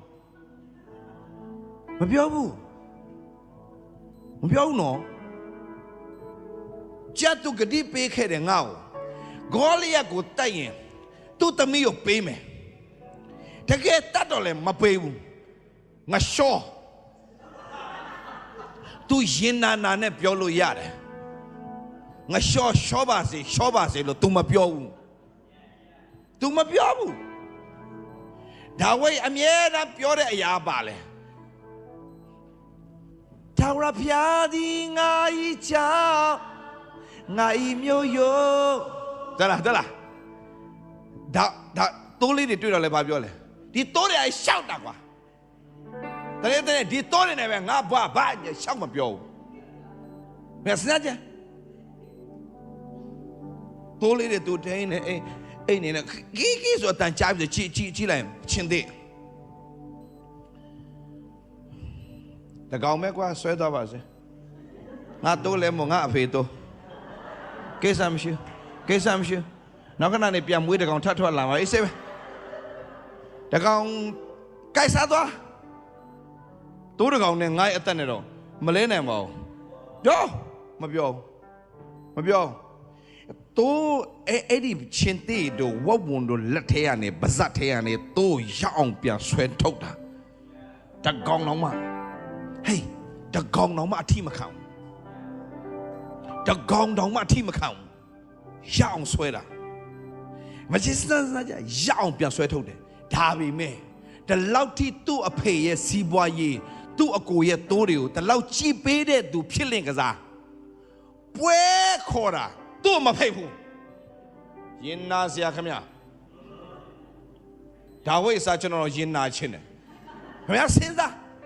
အသက်နဲ့လဲပြီးတော့သူတို့တိုးတွေကိုထိန်းချောင်းပေးနေတယ်ကျွန်တော်ဥမာဒါဝိဒ်ဒေးဗစ်ပဲဒီမှာဒေးဗစ်ဟိုကောင်လည်းဒေးဗစ်ပဲခင်ဗျစဉ်းစားကြည့်အသက်နဲ့လဲပြီးကွယ်ကာခဲ့တယ်ညကွာတကယ်ဘိတ်သိက်ပွဲကြီးအရေးကြီးတဲ့ပွဲကြီးကြတော့ကျွန်တော်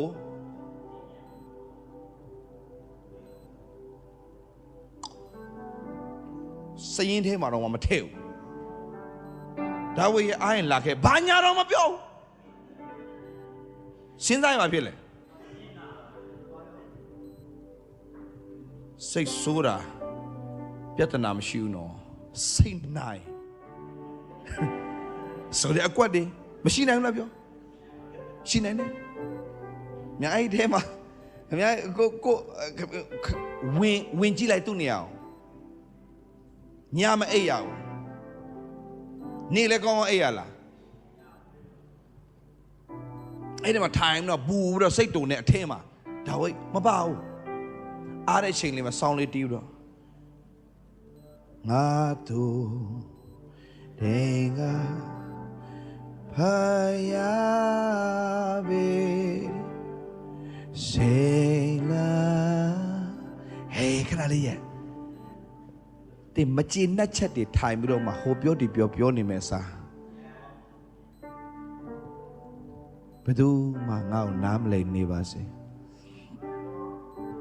ငါ့ကိုနားလည်ပေးတယ်ဖေဟာဘယ်သူမှငါ့ကိုမချစ်နေပါစေငါ့ကိုသိချစ်တယ်ဖေဟာဘယ်သူမှငါ့ကိုလူရမသွင်းနေပါစေအချိန်တိုင်ငါ့ကိုထိတ်ဆုံးကိုချီးမြှောက်မယ်ဖေဟာရှိတယ်ဆိုတာငါသိပြီလားဒေမင်အိုင်လွမ်းမိုးတော်ကြရှောင်းရမညီးတွားပဲနဲ့ချီးမွမ်းနေတဲ့အတန်ကနန်းတော်ကိုရောက်တယ်စောင်းတီးနေတဲ့သူတွေအများကြီးဒါပေမဲ့တိုးချန်တဲ့စောင်းတီးတဲ့အတန်လေးကနန်းတော်ကိုရောက်သွားတယ်ရှောလူတင်ဘလို့နှလုံးသားနဲ့တင်ဖျားကိုချီးမွမ်းနေတာလေဘယ်လိုအခြေအနေတွေမှာပဲရှိပါစေဖျားတိတ်ကောင်းမြတ်တယ်ဆိုတော့ဝန်ခံပြီးတော့မှချီးမွမ်းနေတင်တော်ရရနေပဲချီးမွမ်းပါစေကဘာကြီးကကြားတယ်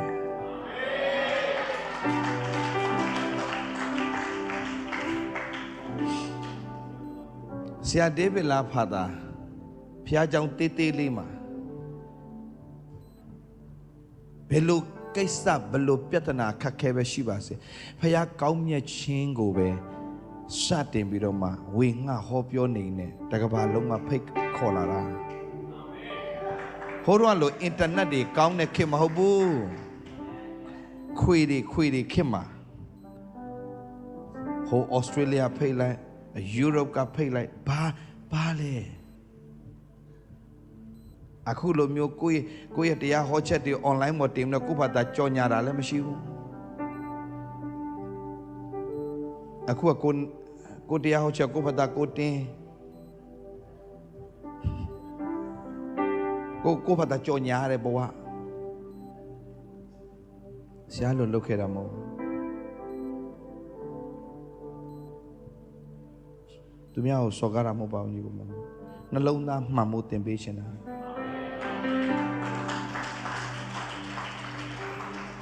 တကဘာလုံးဝခေါ်ဖိတ်ခံခြင်းလို့တရားမဟုတ်ပါနဲ့ခေါ်မှာမဟုတ်ဘူး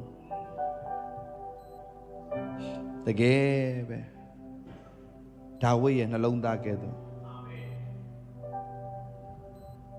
လူတွေဘလို့ပဲသူ့ဘယ်နေရာမှာပဲထားအရေးမကြီးဘူးငါဝင်ညင်ကိုအပြေစေ၍တရားလာနိုင်တွေ့ဆောင်မှုပဲသေမင်အာယေလွမ်းမိုးတော်ကြ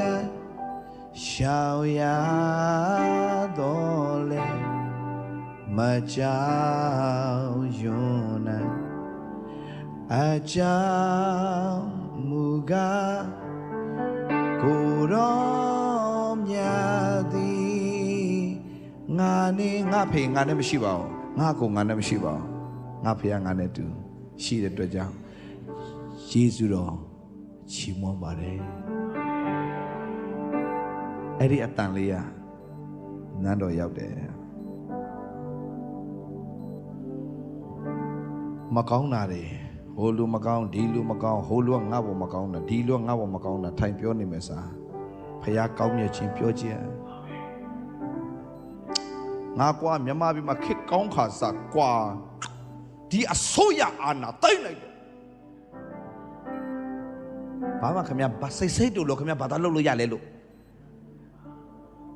ဘာမှလုပ်လို့မရခင်ဗျာတော့ထွက်ပြေးလာတယ်ဆိုတော့အ များလောက်ရမယ့်အရာတစ်ခုပဲရှိတယ်မကောင်းတာထိုင်ပြောနေမယ်အစားဘာမှထူးခြားလာမှာမဟုတ်တဲ့ကိစ္စတွေရပ်ပလိုက်သင်လောက်ရမှာဖခင်ကောင်းမြတ်ခြင်းစာပြောခြင်းကျွန်တော်တခြားဘာသာကိုပြောတာမဟုတ်ကျွန်တော်ယုံကြည်သူတွေရောယုံကြည်သူတွေဖခင်လုတ်ခိုင်းတဲ့အရာတစ်ခုပဲရှိတယ်ခင်ဗျားတို့အဲ့ဒါကိုမလုတ်ဘဲနဲ့ခင်ဗျားတို့လောကသားတွေလုတ်တဲ့တိုင်းရှောက်လုံးမှာမွဲတာဆန်းတော့မဆန်းဘူးခရိယန်တွေအဲ့လိုမပြောချင်ဘူးပြောမယ်ကျွန်တော်ခင်ဗျာကိုလုတ်ရမယ်လို့ကိုလုတ်လေ150ခုမြောက်သောစာလံ1ကနေ6အားလုံးတူတူဖတ်မယ်အဲ့ဒါကိုလုတ်ရမယ်လို့ကိုမလုတ်ရမယ်လို့ကိုရှောက်လုတ်နေကြတာ online မှာတက်လာရင်ဒီကောက်တော့တက်အဲ့ဒါတိကိစ္စမဟုတ်ဒီကောင်မကလို့ဟို2ကောင်မဲ့တက်3ကောင်မဲ့တက်4ကောင်မဲ့တက်5ကောင်မဲ့တက်အဲ့ဒါအဲ့5ကောင်တည်ပြီးလဲနောက်10ကောင်ပြန်တက်လာအောင်မယ်မတရားမှုတွေကပိုးတော့ပွားများလာတဲ့ကာလမှာမတရားတွေထိုင်ကြည့်ပြီးတော့တင်ဝမ်းနဲ့ဒေါသထွက်စိတ်ခင်ဗျစိတ်တော်ရင်ဘာဖြစ်မလဲခင်ဗျပဲအသက်တော်မှာစာတိုင်းရဲ့လဲကွာတဲ့တင်မှာပါသွားစင်နဲ့ခင်ဗျစိတ်တော်အောင်လုပ်တော့ခင်ဗျပတ်စံမပေးရတဲ့ရှောက်စိတ်မတိုးနဲ့ခင်ဗျစိတ်တော်ပြီးမကြခင်မှာတင်ပတ်စံမပေးရမအောင်တင်ပတ်စံကုန်တော့မယ်စိတ်တော်ပြီးမကြခင်မှာသွေးတို့တက်မယ်သွေးတို့တက်ခင်ဗျမကြခင်မှာစိတ်ုံရောက်မယ်သွေးတို့ယောဂတက်တာများလဲကျူးမဆိုင်ဘာဖြစ်လဲကြောက်ကပြတ်တယ်ကြောက်ကပြတ်တော့ဘာဖြစ်လဲသွားပြီမပြောချင်တော့ဘူးโอเคအားလုံးတူရပတ်မယ်ဖေကကိုလို့မဲ့အလုပ်ကိုကိုစားလုပ်မယ်ပြောကိုလို့ရမယ့်အလုပ်ကိုကိုစားလုပ်မယ်ဒီနေ့စတော့လုပ်မယ်ကွာအာမင်ယုံကြည်သူတွေကိုမလုပ်ရမယ့်အလုပ်တွေကိုလုပ်ဘူးရှောက်မလုပ်နဲ့ပြောရှောက်မလုပ်နဲ့ရှောက်မလုပ်နဲ့ယုံကြည်သူတွေလုပ်ရမယ့်အလုပ်ကပါလေတန်ရှင်းရဌာနတော်၌ဖခင်ကိုချီးမွမ်းကြလော့တန်ရှင်းရဌာနဆိုတာဘယ်ဌာနလဲသင်ရှိတဲ့အရက်ကတန်ရှင်းရဌာနပဲအာမင်သင်ကိုယေရှုရဲ့သွေးတော်အပြင်သင်ကိုဖခင်တန်ရှင်းစေပြီးသားသင်ကတန်ရှင်းတော်သူသင်ကဘာတူလဲသင်ကဘာတူလဲသင်တန်ရှင်းအောင်နေလို့တန်ရှင်းသွားတာမဟုတ်ယေရှုသွေးတော်ကြောင့်သင်တန်ရှင်းသွားတာအာမင်တန်ရှင်းအောင်နေလို့သင်တန်ရှင်းတာလားမဟုတ်ဘူးယေရှုသွေးတော်ကြောင့်သင်တန်ရှင်းတာအာမင်ယေရှုသွေးတော်ကြောင့်သင်ဘာဖြစ်လဲတန်ရှင်းတယ်ဒါကြောင့်တန်ရှင်းရထာဏနဲ့ဘုရားခင်ကိုဘုန်းတော်ထင်ရှားရကောင်းကင်မျက်နှာချက်ပေါ်မှာပြီးတော့ထူးဆန်းသောတကူတော်များကြောင့်ဘုရားသခင်ကိုချီးမွမ်းကြလော့အလိုတရားကြီးမြတ်တော်မူခြင်းရှိသည့်အတိုင်းချီးမွမ်းကြလော့တဘုံမဟုတ်လေဘုရားခင်ကိုချီးမွမ်းကြလော့တယောနဲ့ဆောင်းကိုတီးလေချီးမွမ်းကြလော့ပတ်တာတီးလေကားခုံလေနေချီးမွမ်းကြလော့ကျိုးနေပြည့်စုံသူရိယာကိုတီးလေနေခရာကိုမဟုတ်လေချီးမွမ်းကြလော့အတန်ကျဲသောလင်ကွင်းကိုတီးလေချီးမွမ်းကြလော့အကြီးဆုံးသောလင်ကွင်းကိုတီးလေချီးမွမ်းကြလော့အားလုံးတူရဖတ်မယ်အသက်ရှိသောသူအပေါင်းတို့သည်ထာဝရဘုရားကိုချီးမွမ်းကြစေဟာလေအာမင်တင်အသက်ရှင်ခွင့်ရနေတဲ့အချိန်မှာပဲတင်ချီးမွမ်းရတာမြေကြီးအောင်ရောက်သွားရင်ချီးမွမ်းလို့မရတော့ဘူးဒါကြောင့်တင်အသက်ရှင်စဉ်ခဏမှာဘုရားခင်ကတင်ကိုလှုပ်ခိုင်းတဲ့အရာတင်မလှုပ်ဘဲနဲ့တင်ဘာတွေရှောက်လှုပ်နေတာလဲဒီနေ့ဆောက်တင်လှုပ်ရမယ့်အလုပ်ကိုလှုပ်ရင်ဘုရားသခင်ကသူ့ဘက်ကလှုပ်ရမယ့်အလုပ်ကိုဘုရားအကုန်လှုပ်ပေးလိမ့်မယ်နိုင်ငံတော်နဲ့ဖြောင်းမချင်းရှေးဥစွာ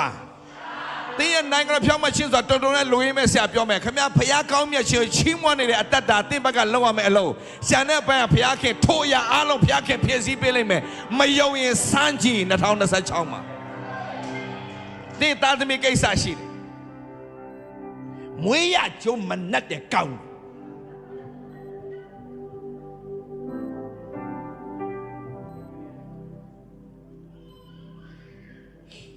သားသမီးပဲပြောရတာခတ်တယ်လို့ထင်တာတကယ်တော့အဓိကပြဿနာသားသမီးမဟုတ်တာယောက်ျားမောင်တိုးမောင်တိုးရှိလားမောင်တိုးနင်းရဲ့နင်းတယောက်ထဲမဟုတ်ဘူးနော်ခုမွေးလာတဲ့ကလေးတွေနင်းစိတ်ဓာတ်ပါလာတယ်သူမပါရချနော်သူတို့နှစ်ယောက်ပေါင်းမပါလာတဲ့ကလေးကိုမောင်တိုးနင်းရုပ်ကြီးပဲနင်းအကျင့်ကြီးပဲနင်တို့နဲ့နေတာလေငါသိတာပဲကောင်းတယ်ဟာမကြမီ तू တေးသွား တေသွားတော့မောင်တိုးကနောက်မိန်းမထိုက်ဟာဘသူရှုံးလဲလို့မောင်တိုးမရှုံးဘူးမနှင်းမရှုံးတာညာစင်တာဒေါသတွေထွက်ပြီးတော့သူ့ဘာသာသေးသွားပြီမောင်တိုးကတော့ကျေးဇူးတော်ချီးမွမ်းပြီးတကလားခလေးတွေလည်းအရွယ်ရောက်ပြီတဲ့ငါမှစိတ်ပိမိယူလိုအပ်တယ်ဆိုပြီးတော့မှနောက်တစ်ယောက်ဆရာရှောင်းလာပြောတော့ဆရာကြီးကျွန်တော်လက်ထပ်ပေးပါဆရာရှောင်းကလည်းအေးပေါ့ကွာတည်သွားပြီဆိုလဲလက်ထပ်ပေးခွင့်ရှိတာလက်ထပ်ပေးလိုက်ဆိုပါစို့ဥမာပြောတာဒါပေမဲ့အဲ့ချိန်မှာစိတ်တိုးပြီးတော့ညီးတွားပြီးတော့ဟိုမချင်နဲ့ဒီမချင်နဲ့မနှင်းရတော့လောကထွက်ခွာသွားပြီဟမ်ကိုတူကတော့3ရက်4ရက်လောက်ငိုပြလိုက်တယ်နည်းဘာငိုပြလိုက်ပြီးသွားပြီဘာလဲလောကကြီးอ่ะခင်ဗျမချီးမွမ်းနိုင်ခင်ဗျရှုံးတာဘယ်သူမှမရှုံးဘူးမချီးမွမ်းနိုင်ရင်ခင်ဗျပဲရှုံးတာဘယ်သူမှမရှုံးဘူးစိတ်တူအောင်လုပ်တာအဲ့ဒီအဖွဲ့တွေတင်းစိတ်တူသွားရင်သူတို့ကစိတ်မတူတော့အေးစေးပဲဒိုးအောင်တင်းကိုတန်းတက်သူကလာပြီးတော့စိတ်တူအောင်နည်းနည်းလာပြီးတော့စတာအဲ့တော့ခင်ဗျမသိဘူးအဲ့တော့ကိုကစိတ်တွေတိုးပြနေတာအလှည့်စားမခံနဲ့သခင်ဖျားနဲ့ဝမ်းမြောက်ပလိုက်စမ်းပါအာမင်ကျမ်းစာဘက်ပလက်သခင်ဖျားနိုင်ဘာဖြစ်လဲ Rejoice in the Lord always not sometime always and again I say rejoice သခင်ဖျားနိုင်အစင်မပြတ်ဝမ်းမြောက်ဆရာရဲ့ဘယ်လိုဝမ်းမြောက်ရမှာလဲလို့ဒီလောက်ဒုက္ခတွေခက်ခဲတွေကြားထဲမှာဘယ်လိုဝမ်းမြောက်မှာလဲမှတ်ထားမျော်လင့်လျက်ဝမ်းမြောက်ပြောဘယ်လိုဝမ်းမြောက်မှာလဲပြန်ပြောပါလဲဆရာမျော်လင့်ဆရာမရှိတာအေးမျော်လင့်ဆရာမရှိတော့ညာလဲငါဖခင်ကမျော်လင့်ရင်အဲ့ဒီမျော်လင့်တဲ့သူရှက်ကြောက်ဆရာအကြောင်းနဲ့ကင်းလွတ်စေတယ်ဖခင်ယောမဩရစာခန်းကြီး9အငယ်9မှာပြောမျော်လင့်လဲဝမ်းမြောက်ပြောပါဦးမျော်လင့်လဲဝမ်းမြောက်လောကမှာတင်ဘာမှမရှိတော့ရင်တင်မှာမျော်လင့်စရာရှိသေးတယ်အာမင်တင်မှာဘာမှမရှိလို့ဝမ်းမနေနဲ့ပြောဘေးနာရှိပြောလဲတကယ်ချင်းဘာမှမရှိလို့ဝမ်းမနေနဲ့မျော်လင့်စရာရှိသေးတယ်အာမင်မျော်လင့်ခြင်းရှိတဲ့သူတွေကိုရှက်ကြောက်စရာအကြောင်းနဲ့ကင်းလွတ်တယ်မျော်လင့်တဲ့သူတွေရဲ့တတ်တော်ရှက်ကြောက်စရာအကြောင်းနဲ့ကင်းလွတ်စေတယ်ဖခင်ကိုမျော်လင့်တဲ့သူဘယ်တော့မှရှက်ကွဲစရာအကြောင်းဖခင်မဖြစ်စေဘူးအာမင်ဖခင်နဲ့မျော်လင့်တတ်တဲ့သူတွေဖြစ်ရမယ်ဒါဝိမင်းကြီးပြောခဲ့တဲ့အတိုင်းဒါဝိမင်းကြီးအကုန်ဖြစ်တယ်ရန်သူတွေရှေ့မှာငါ့ကိုဖခင်စပွဲခင်းမယ်တဲ့ပြောတဲ့ချိန်တုန်းကပြောတဲ့ချိန်မှာဘယ်မှာလဲတိုးကြံထဲမှာဘယ်ရန်သူရှေ့မှာမှစပွဲခင်းမှာသေးတယ်မဟုတ်သေးဘူးဒါပေမဲ့သူယုံကြည်တယ်ရန်သူတွေရှေ့မှာငါ့ကိုဖခင်စပွဲ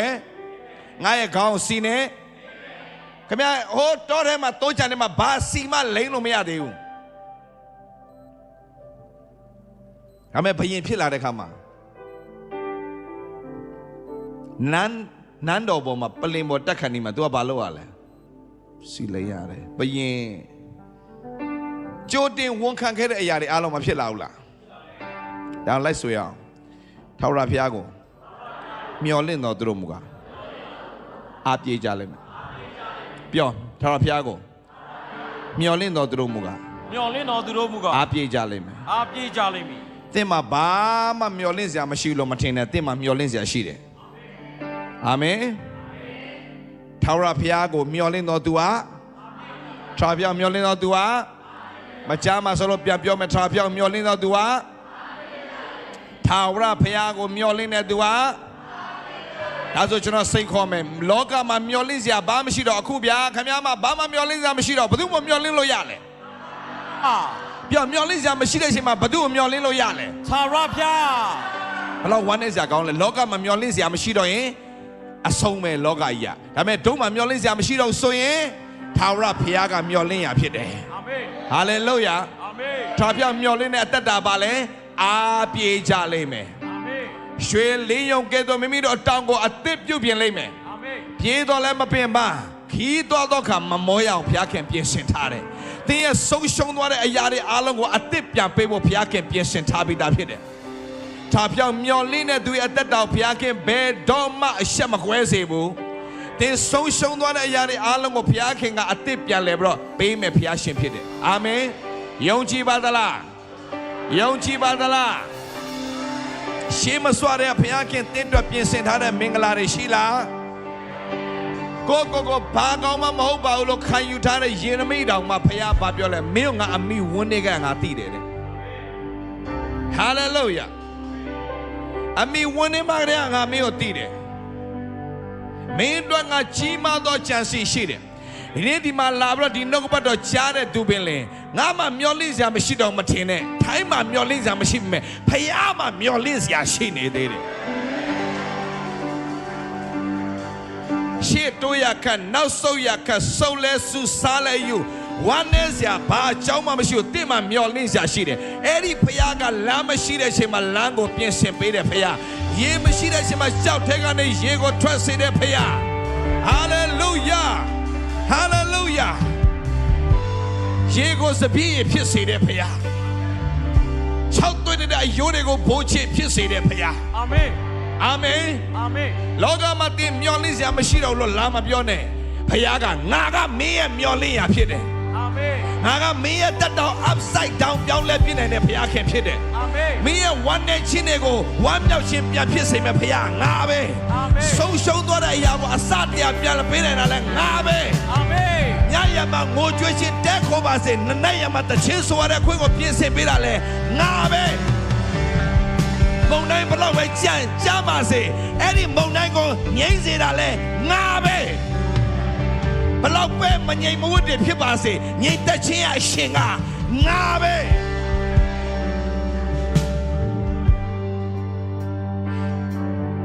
ဘုရားခင်တင်းရတက်တော့ပြောင်းပြန်လှန်ပြစ်ခြင်းတယ်ဒီနေ့တင်ဘုရားမျှော်လင့်ကြရအောင်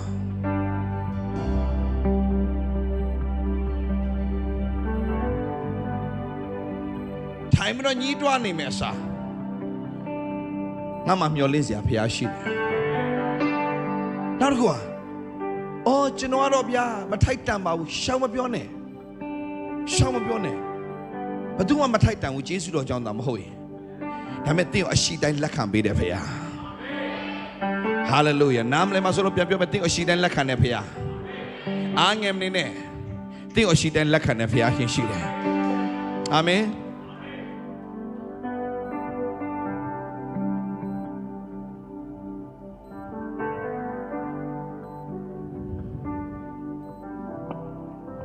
မျောလင့်ကြရအောင်မျောလင့်ကြရအောင်2026တင်းအနာကောက်တင်ပါတွေပုံဖော်ထားပြီလေတင်ပါတွေမျောလင့်ထားပြီလေဒီယုံကြည်စမ်းမှာဘုရားခင်တင်းတို့အကောင်းဆုံးပြင်ဆင်ထားလားဒီခုလက်ရှိနေတဲ့အခြေအနေကိုတင်းဝမ်းမြောက်ခြင်းမှာဝမ်းမြောက်လိမ့်မယ်ဒါဝိလည်းပဲသူများမလုပ်ချင်တဲ့အလုပ်မိသားစုတွေအားလုံးကသူ့ကိုယ်တွေအားလုံးကစစ်တပ်ထဲမှာအကြီးကဲတွေရဲ့နေရာမှာဘေးနားမှာရတဲ့သူတွေဒါပေမဲ့ဒါဝိကြတော့တိုးချောင်းသားတော်ထဲမှာမိဝေးဖဝေးညီကိုမောင်မမရှိတယောက်တည်းတော်ထဲမှာတားရဲတွေနဲ့သာဟလာတကယ်တိုက်ခိုက်နေတာတေသွားရင်တော့မှတရိษံရဲ့အစာဖြစ်သွားနိုင်တဲ့ဘဝ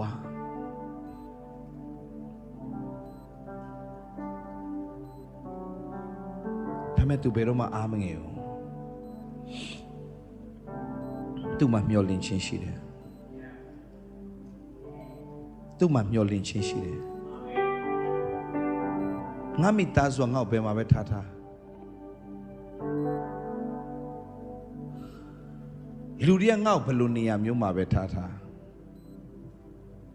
ငါအတွက်ဖျားရှင်အကောင်းဆုံးနေရာပြင်ဆင်ထားတယ်ယုံကြည်တဲ့သူအာမင်ထူရအောင် ငါအတွက်ဖျားရှင်အကောင်းဆုံးနေရာပြင်ဆင်ထားတယ်သင်အတွက်ဖျားရှင်အကောင်းဆုံးနေရာပြင်ဆင်ထားတယ်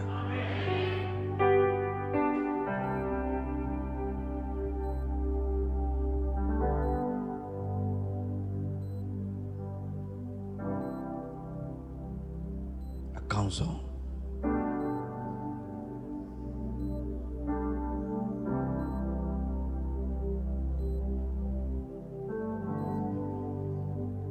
ဘသူတွေဒီနေ့စိတ်သက်ကြတယ်ဘသူတွေမျောလင့်ခြင်းနဲ့မဲ့နေလဲဘသူတွေအနာဂတ်ပြောင်းနေပြီလဲကိုယ့်ရဲ့လက်ရှိအခြေအနေကိုကြည့်ပြီးတော့မှကိုယ့်ပေါ်မှာနားမလည်တဲ့မကောက်အပြစ်တင်ဝေဖန်နေတဲ့သူတွေကြားထဲမှာနေရတဲ့သူတွေ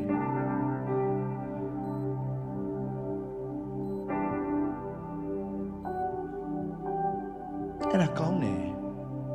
တင်းကိုလူတွေကိုမမျောတတ်အောင်ဖခင်တင်ပေးပလိုက်တာဘယ်လူမှငါလောက်သစ္စာမရှိစွာဖခင်ကပြချင်တာလူဆိုတာတော့နှာခေါင်းနှစ်ပေါင်းနဲ့အသက်ရှူတဲ့လူချင်းချင်းလူဆိုတာလူပဲအတူတူပဲဒါမဲ့တင်းပေါ်မှာတိတ်ကောင်းမြတ်တဲ့ဖခင်ကဝန်လေး၍ပင်မတော်သူအပေါင်းတို့ငါတန်တော့လာကြလောငါသည်ချမ်းသာပေမယ်ဘာချမ်းသာခြင်းလဲစိတ်ချမ်းသာခြင်းကိုယ်ချမ်းသာခြင်းချမ်းသာခြင်းအမျိုးမျိုးနဲ့ပိုက်ရတဲ့ဖခင်ဒါဝိကဲ့သို့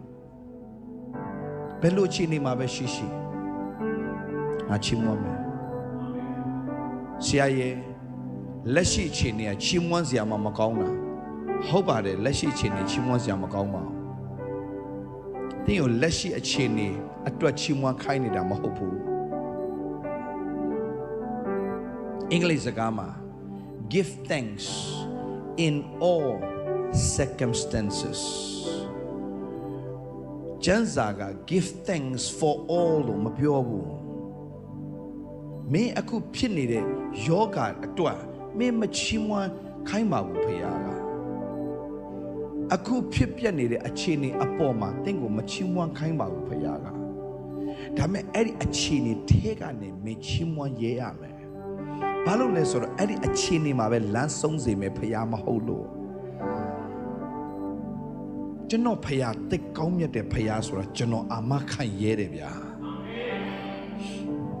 အာမခံရဲတယ်ဗျာသူတိတ်ကောင်းမြတ်လွန်းတယ်ဒါပေမဲ့တခုပဲရှိတယ်သင်ကောင်းမြတ်ခြင်းတွေခံစားရမှချီးမွမ်းမယ်ဆိုရင်သင်နောက်ကျသွားလိမ့်မယ်ကောင်းမြတ်ခြင်းတွေခံစားရမှငါချီးမွမ်းမယ်ဆိုရင်သင်နောက်ကျသွားလိမ့်မယ်ကောင်းမြတ်ခြင်းတွေခံစားရမှသင်ကိုချီးမွမ်းခိုင်းတာမဟုတ်ဘူးအခြေအနေပြောင်းလဲဖို့ထိုင်မဆောင်နဲ့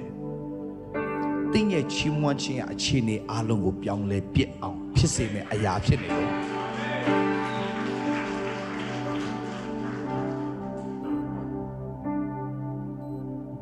ဒါဝိကရှင်းရှင်းလေးပဲ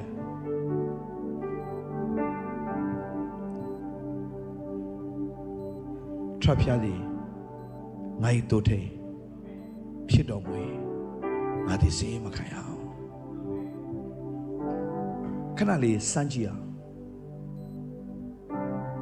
အခုချိန်မှာတင်းအောင်လက်တွေ့လုပ်ခိုင်းမယ်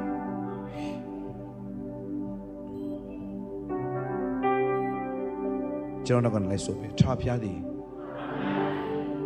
အကောင်းမြတ်ဆုံးသောဖယား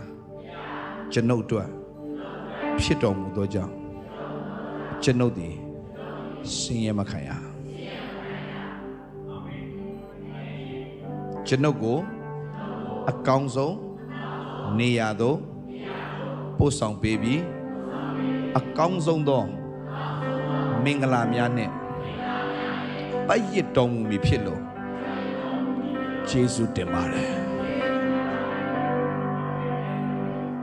ကျွန်ုပ်ကိုများစွာသောသူတွေရှေ့မှာမျက်နှာသာရစေပြီးချီးမြှောက်အောင်မယ်ဖြစ်လို့ ယေရှုတင်ပါတယ်ကျွန်ုပ်ကိုကဲ့ရဲ့ပြစ်တင်ရှုံချအထင်သေးသောသူတွေရှေ့မှာဖယားခင်သည်ကျွန်တော်ကျမချီးမြှောက်အောင်မယ်ဖြစ်လို့ယေရှုတင်ပါတယ်ယခုကစ၍ကျွန်တော်ကျမတို့ဤအနောက်ကိုကောင်းမြတ်ခြင်းနဲ့မင်္ဂလာတွေအစမပြတ်လိုက်ရသောခွင့်ကိုယေရှုအားဖြင့်ရပြီဖြစ်လို့ယေရှုတင်ပါ၏အဲ့တော့သင်နေတိုင်းဝန်ခံလိုက်သင်နောက်ကနေမင်္ဂလာကလိုက်ကိုလိုက်လာလိမ့်မယ်ဘာဖြစ်လို့လဲသင်ကောင်းမြတ်တဲ့ဖခင်နဲ့သင်စတင်ပြီးတော့အသက်ရှင်တက်လာလို့သင်ခံစားရမှချီးမွမ်းနေတာမဟုတ်ဘူးသင်စတင်ပြီးတော့ချီးမွမ်းတာနဲ့မင်္ဂလာကသင်အိမ်တကားလာခောက်တော့မှာဖြစ်တယ်အာမင်ဘာလို့နှုတ်ကိုပိတ်ထားလဲဒါကြောင့်နှုတ်ဘတ်တော်ပြောတယ်နှုတ်ကိုကြဲကြဲဖွင့်ငါဝါစွာကြွေးချင်တဲ့ဖခင်ဘာလို့သင်နှုတ်ကိုပိတ်ထားတာလဲဘာလို့သင်စိတ်တက်ကြနာလဲဘာလို့စိတ်ပြတ်နေတာလဲမယုံရင်စမ်းကြည့်စမ်းစာရကိုအောင်နိုင်ခြင်းသူ့ရဲ့လက်ွက်တွေအောင်နိုင်ခြင်းသင်ကိုစိတ်ပြတ်အောင်လုပ်လိုက်မယ်စိတ်ပြတ်လို့သင်ညှိတွားမယ်ညှိတွားပြီးသင်ဟိုလူအပြစ်တင်မယ်ဒီလူအပြစ်တင်မယ်နောက်ဆုံးမှသင်ပဲရှုံးနိုင်သွားမယ်အဲ့ဒါစာရရဲ့ပရိယေပဲဗျ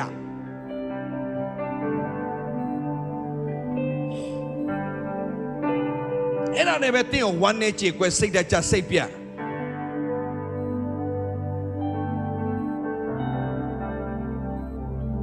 disease ဆိုတဲ့စကားအင်္ဂလိပ်မှာ disease ဆိုရယောဂါဒီက disease ဆိုဘယ်နဲ့လာလဲ dis-ease ကနေလာတာဒီစိတ်ထဲမှာစိတ်မသာညှိတွားမှုတွေများလာပြီးမကြခင်မှာယောဂါလာပြီ dis-ease ဒီရဲ့ life မှာနေမတိထိုင်မသာဖြစ်လာပြီဟိုမချင်တ်လို့ဒီမချင်တ်လို့ငါကောင်းခဲ့တဲ့ချိန်တော့သူတို့ငါပေါ်မှာဟလာစားလိုက်ကြတာအခုကြတော့ငါမရှိတဲ့ချိန်မှာငါ့ပါဖြစ်တယ်ညာဖြစ်တယ်အဲ့ဒါတွေကခမည်းတော်ယောဂါကိုဖိတ်ခေါ်နေတဲ့အဖွဲတွေ no ဘယ်သူမှကောင်းစရာမလိုဘူးဖခင်ကောင်းတယ်ပြောလိုက်စမ်းပါဖခင်ကောင်းတယ်ဖခင်ကောင်းမြတ်ခဲ့တယ်ကောင်းမြတ်နေတယ်ကောင်းမြတ်အောင်ပဲ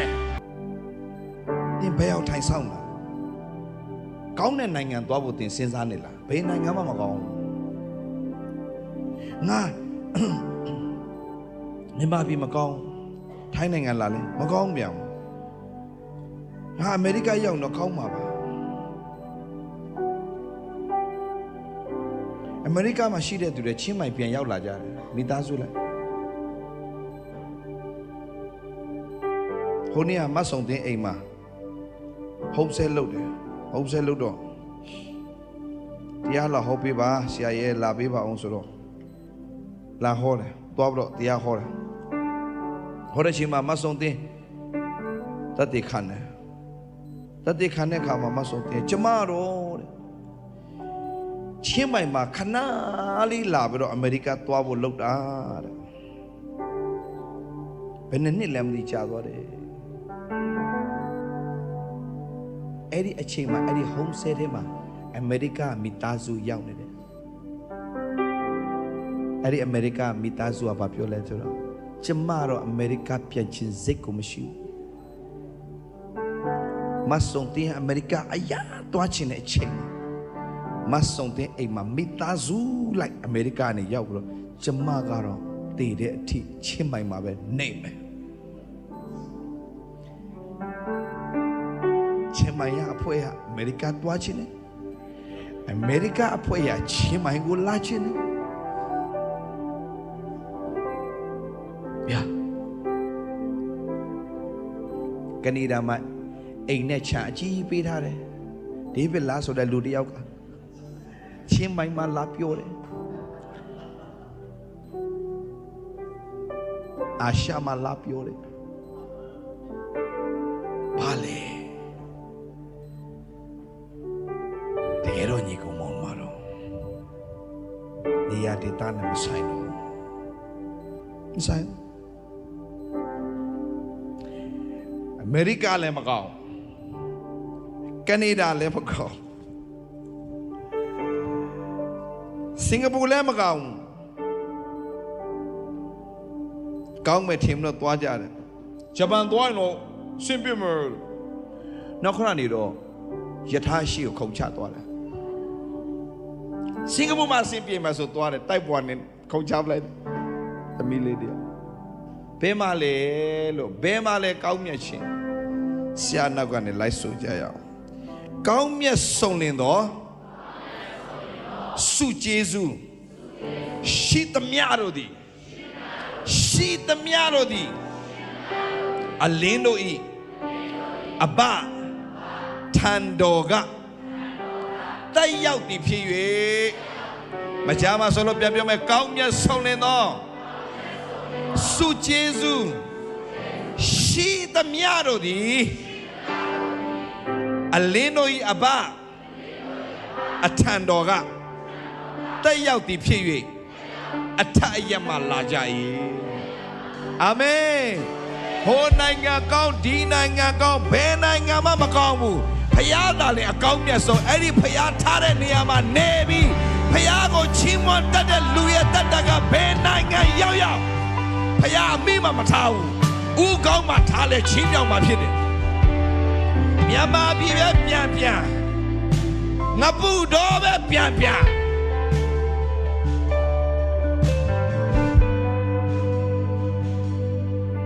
ယ်တော့ပဲပြန်ဖယားကောင်းမြတ်ခြင်းကိုကြွေးကြော်ဝန်ခံတဲ့သူဖယားကတောထဲကနေနန်းတော်ကိုဆွဲတင်ပြီးဘယင်ဖြစ်စေတဲ့ဖယားဒီနေ့ဖယားချီးမွမ်းတဲ့သူကိုထိုင်ဆောင်နေတယ်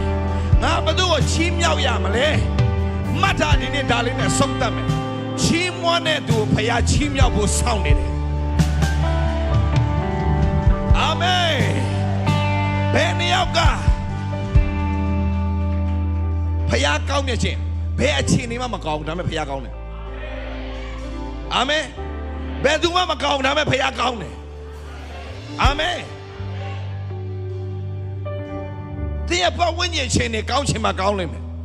သင်ရဲ့နိုင်ငံကောင်းချင်မှကောင်းလိမ့်မယ်သင်အစိုးရကောင်းချင်မှကောင်းလိမ့်မယ်သင်မိသားစုကောင်းချင်မှကောင်းလိမ့်မယ်သင်ရဲ့လက်ရှိအခြေအနေလည်းကောင်းချင်မှကောင်းလိမ့်မယ်ဒါပေမဲ့အဲ့တော့ပြောင်းပြန်လှန်ပြစ်နိုင်တဲ့လွတ်ဝက်ချက်ကတော့ဖယားကိုချီးမွမ်းတဲ့လူရဲ့အသက်တာကိုဖယားကချီးမြှောက်ဖို့စောင့်နေတယ်အာမင်ချီးမွမ်းတဲ့သူကိုဖယားချီးမြှောက်မယ်အခြေအနေဘလောက်ပဲဆိုးရွားနေပါစေဖယားဘာလုပ်လဲချီးမွမ်းစမ်းပါတဲ့ဘာဖြစ်လို့လဲငါချီးမြှောက်ခြင်းလို့ချီးမွမ်းတဲ့သူဖယားဘာလုပ်မလဲမဟုတ်ကိုတော့ကျွန်တော်ကတော့ဒီလိုချင်းနေမှမချီးမွမ်းနိုင်ဘူးဖယားကအချင်းနေကိုကြည့်တော့ချီးမွမ်းခိုင်းတာပေါ့အရာရာ၌ဂျေဇုတော်ချီးမွမ်းကြလောထို့သောကျင့်စေခြင်းကယေရှုခရစ်၌ဖယားသခင်အလိုတော်ရှိတယ်အာမင်အချင်းနေတဲ့တင်ကြည့်တော့ချီးမွမ်းခိုင်းတာမဟုတ်အထက်ရက်ကနေပဲကောင်းမြတ်ခြင်းနဲ့စီးဆင်းလာမှာဖြစ်တဲ့အတွက်ကြောင့်အောက်ကိုကြည့်ပြီးတော့ဘာမှချီးမွမ်းစရာမရှိဘူးအထက်ကိုကြည့်ပြီးတော့ချီးမွမ်းရင်တော့ချီးမြှောက်စရာအကြောင်းအသစ်စီရောက်လာမှာဖြစ်တယ်အာမင်ဒီနေ့စပြီးတော့ပြောင်းလဲကြရအောင်တော့မြေကြီးရောင်မဆွဲလန်းနဲ့မြေကြီးကိုမင်း focus လုပ်ရင်ဘာမှချီးမွမ်းစရာမရှိဘူးစကြအဲ့ဒီကျမ်းစာလေးအားလုံးပြန်လို့ရွတ်မယ်ဆွဲလန်းကြရအောင်ယာကုပ်1:9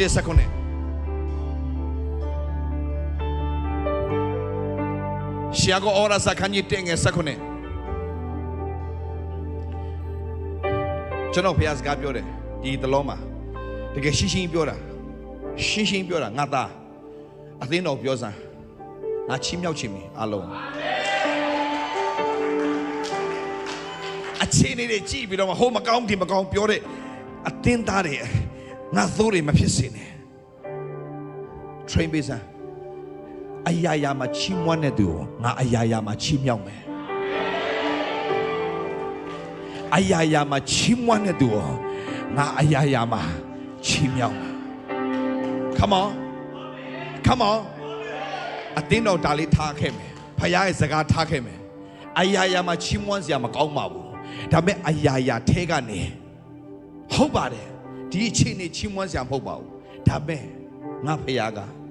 ချီးမွမ်းတဲ့လူရဲ့အသက်တာမကြခင်မှာချီးမြှောက်မယ်ဆိုတာငါသိပြီးသားရန်သူတွေရှိမှငါ့ကိုစပွဲခင်ပေမဲ့ရန်သူဆိုတာပါလေတင်းကိုလေတင်းလဲကျသွားဖို့ထိုင်ဆောင်နေတဲ့လူတွေတင်းနာမည်ပြတ်မှာထိုင်ဆောင်နေတဲ့သူတွေဒီလောက်အချိုးမပြေတဲ့ကောင်ကြည်စံမကြခင်လေပိုးဆိုးပတ်ဆက်ကြမဲ့ကောင်ကြည်ထားဆိုတော့ခမ ्या ကိုလဲဖို့ထိုင်ဆောင်နေတဲ့အဖွဲတွေနာမည်ပြတ်တော့ထိုင်ဆောင်နေတဲ့အဖွဲတွေပြဿနာအကြီးကျယ်ဖြစ်တော့ထိုင်ဆောင်နေတဲ့အဖွဲတွေအများကြီးရှိတယ်ဒေးဗစ်လာထောင်ထဲရောက်သွားတဲ့အခါမှာရွာလုံးကျွတ်ပျော်ကြတဲ့အဖွဲ့တွေရှိတယ်မြတ်စရာကျဘာဖြစ်နေလဲသူတို့ရှာဒေးဗစ်လာထောင်ထဲရောက်တယ်သူတို့ဘာလို့ပျော်နေလဲဘာလို့ပျော်လို့ထင်လဲကြည့်မရလို့ဘာလို့ကြည့်မရလဲမနာလို့ဘူးပြောက်ကြွမြောက်ကြွနဲ့အဲ့တော့လည်းဆရာရှောင်းလို့လည်းပါတယ်မြန်မာနေတကားကားနဲ့လန်ခရူဇာတွေပေါ်မှာတက်လိုက်ဆင်းလိုက်ကားတန်းရှိန်နဲ့သွားကြည့်မရဘူးကြည့်မရဘူးကြည့်မရဘူးထောင်ထဲရောက်သွားပြောအရန်ပြောလို့မဝသေးဘူး3လမှပြတ်ထွက်လာလို့3လပဲလားမခံစားနိုင်ဘူးဒါတော့3နှစ်လောက်ဖြစ်စေချင်တာ3လပဲလားမြတ်စနာကြမြတ်စနာကြ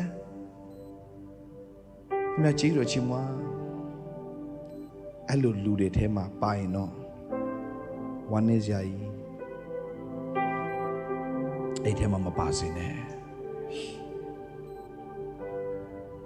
တင်ချီးမွမ်းတတ်တဲ့သူပဲဖြစ်ပါစေသူများကောင်းစားတာကိုတင်ဝမ်းမြောက်ပေးစမ်းပါတင်လည်းမကြခင်ကောင်းစားလိမ့်မယ်စိတ်နှလုံးကောင်းစားရင်အရာရာကောင်းစားတယ်စတင်ပြီးတော့မှဘုရားသခင်အမှုတစ်တွေသင်တို့နဲ့ပြုချင်တယ်ဘုရားဘာပြောလဲဆက်ချက်ကိုဖတ်ကြည့်ပါဦးမယ်ငါချစ်တော်ညီကိုတို့အလွဲမယူကြနဲ့ကောင်းမြတ်ဆုံးလင်သောပြန်ပြောင်းကောင်းမြတ်ဆုံးလင်သောဆုကျေးဇူးရှိသမျှတို့သည်အလင်းတို့၏အဘထံတော်ကတက်ရောက်သည်ဖြစ်၍တင်မြေကြီးမှာရှိတဲ့ဘယ်အရာကိုတင်မျှော်နေတာလဲမြေကြီးမှာရှိတဲ့ဘဒုစရာတင်သွားမျှော်လင့်နေတာလဲမဆချင်းကဘယ်မြေကြီးပေါ်မှာမလာဘူးအထက်ကပဲလာတယ်အာမင်တင်တိလာလိမ့်မယ်ဘယ်လုံးမှလမ်းမရှိတဲ့အချိန်မှာဘုရားသခင်ကလမ်းကိုပြင်ဆင်ပြီးတော့တင့်ကိုချီးမြှောက်မယ်ဆိုတာမယုံရင်စမ်းကြည့်လေချီးမွမ်းကြည့်နေတယ်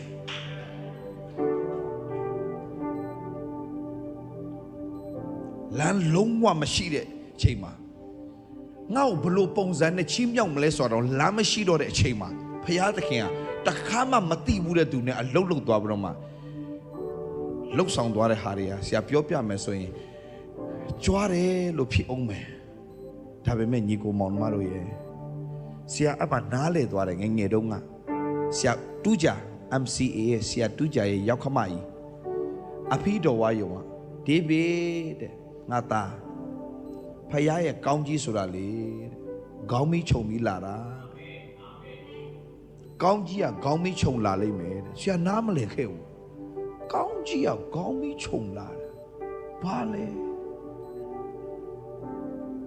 မြင်ရတဲ့နေရာတွေကနေလာမယ်လို့မြင်ထင်လားတဲ့ဒေးဗစ်တဲ့မင်းထင်မှတ်ထားတဲ့လူတွေစနဲ့တယောက်မှမလာဘူးတဲ့မင်းထင်လိမ့်မယ်ဟိုဟာနဲ့လာမယ်ဒီဟာနဲ့လာလိမ့်မယ်မဟုတ်ဘူးမင်းမထင်မှတ်တဲ့စီကနေပဲမင်းကလာတဲ့အကုန်စီးဆင်းလာတာမင်းမြင်ရလိမ့်မယ်သိမ့်ပါနာပဲကြောင်မျောလင့်စရာမရှိတော့တင်ဝမ်းနေစရာဘာအကြောင်းမှမရှိဘူးဘာမှမရှိတဲ့ဒီစัจ java ရာကြီးကိုအကုန်ရှိစေတဲ့ဖခင်ကြီးတင်ကိုဖခင်သခင်ကထူးခြားသောအမှုတွေကိုဒီ2026မှာအရန်ပြုချင်နေပြီတကားတွေတစ်ခုပြီးတစ်ခုပွင့်လာတာကိုဖခင်တင်ကိုမြင်စေချင်နေပြီ အတစ်တော်တကားတွေ come on အာမင်လို့ဆက်မှာအတစ်တော်တကားတွေတင်မမျော်လင့်ထားတဲ့မင်္ဂလာတွေတင်အိမ်မတ်တောင်မမတ်ထားခဲ့တဲ့အရာတွေဖခင်ရဲ့ကောင်းကြီးကကောင်းပြီးချုပ်ပြီးတော့လာဖို့ရအတွက်ပြင်ဆင်ထားပြီ hallelujah ချီးမွမ်းတဲ့သူတွေဖခင်ချီးမြှောက်ဖို့2026မှာ ready ဖြစ်နေပြီ are you ready to praise hallelujah ဒီချီးမွမ်းတာနဲ့ဖခင်ရဲ့ချီးမြှောက်ခြင်းတွေဟာနေရာယူလာတော့မှဖြစ်တယ်ဆုံးဖြတ်ချက်ချလဲချီးမွမ်းကြအောင်အာမင်ဆုံးဖြတ်ချက်ချပြီးတော့ဘယ်ခြင်းနေမှာပဲဖြစ်ဖြစ်ငါမျော်လင့်လျက်ဝမ်းမြောက်နေဘုရားကအရာချီးမြှောက်ခြင်းနေပြီအရာရာမှာဘယ်သူကြိုးတင်လို့ချီးမွမ်းပါလဲဘယုံစမ်းကြည့်အောင်စမ်းကြည့်အောင်ဘုရားငါကောင်းမြတ်ကြောင်းကိုမြည်ဆန်း၍တိမဆမ်းပါတယ်အစမ်းခံတဲ့ဘုရားကြီးငါကောင်းမြတ်ခြင်းကိုမင်းတို့ဘလို့နည်းနဲ့မြည်ဆန်းမလဲမင်းတို့သိလာတယ်ချီးမွမ်းခြင်းနဲ့မြည်ဆန်းခြင်း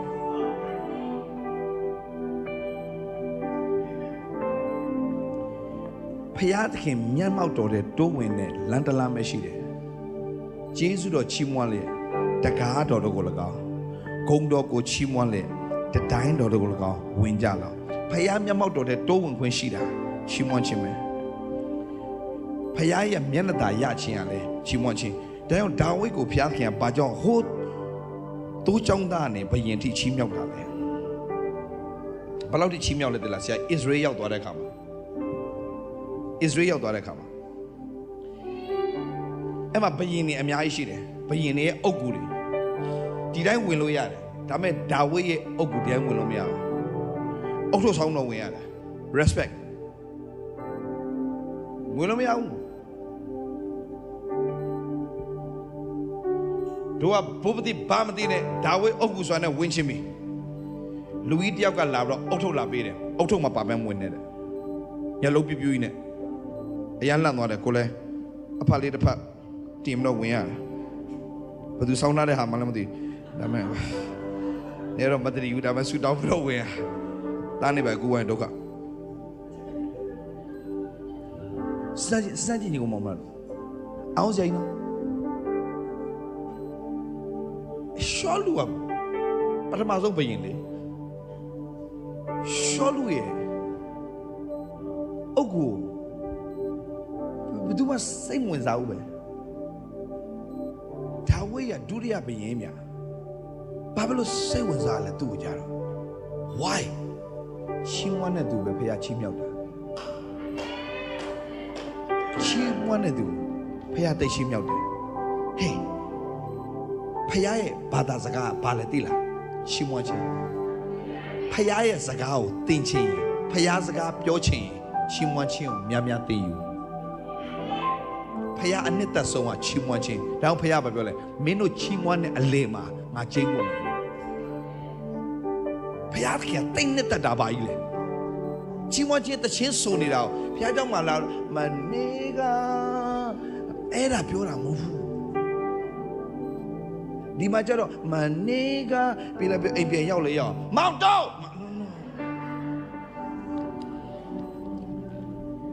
no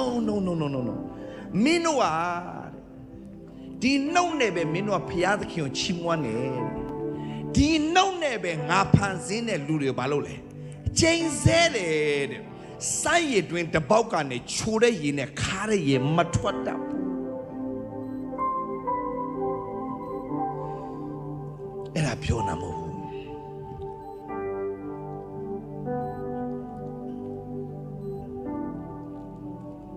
ငါမိသားစုအတွက်ဘုရားသခင်အရန်ကောင်းမြတ်တယ်ငါရဲ့အသက်တာအတွက်ဘုရားရှင်အရန်ကောင်းမြတ်တယ်ဟာလေလုယာငါရဲ့အနာဂတ်အတွက်ဘုရားရှင်အရန်ကောင်းမြတ်တယ်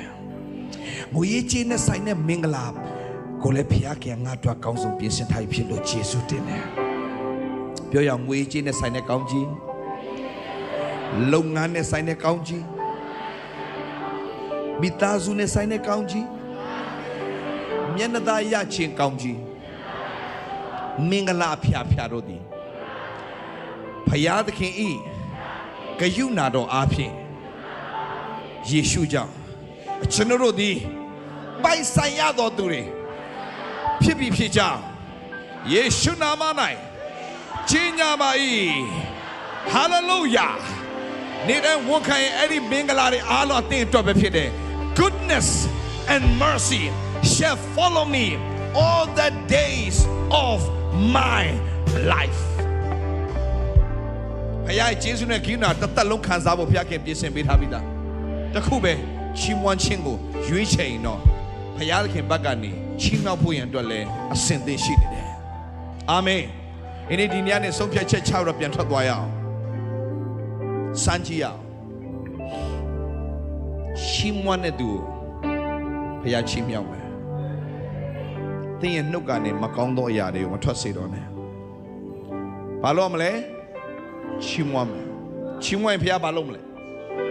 စမ်းကြည့်အောင်2026မှာချီးမြှောက်တဲ့သူတွေစီမြင်ခြင်းနဲ့အာမင်အရာရာမှာချီးမွမ်းတော်သူတွေဖြစ်ပါစေအရာရာမှာချီးမွမ်းတော်သူတွေဖြစ်ပါစေချီးမွမ်းစရာအကြောင်းမရှိပါဘူးဒါမဲ့တင်ချီးမွမ်းစရာအကြောင်းမရှိတော့ညာလည်းပဲဖျားသခင်၌တင်ချီးမွမ်းရယောနာငါးဤပိုက်ထဲမှာ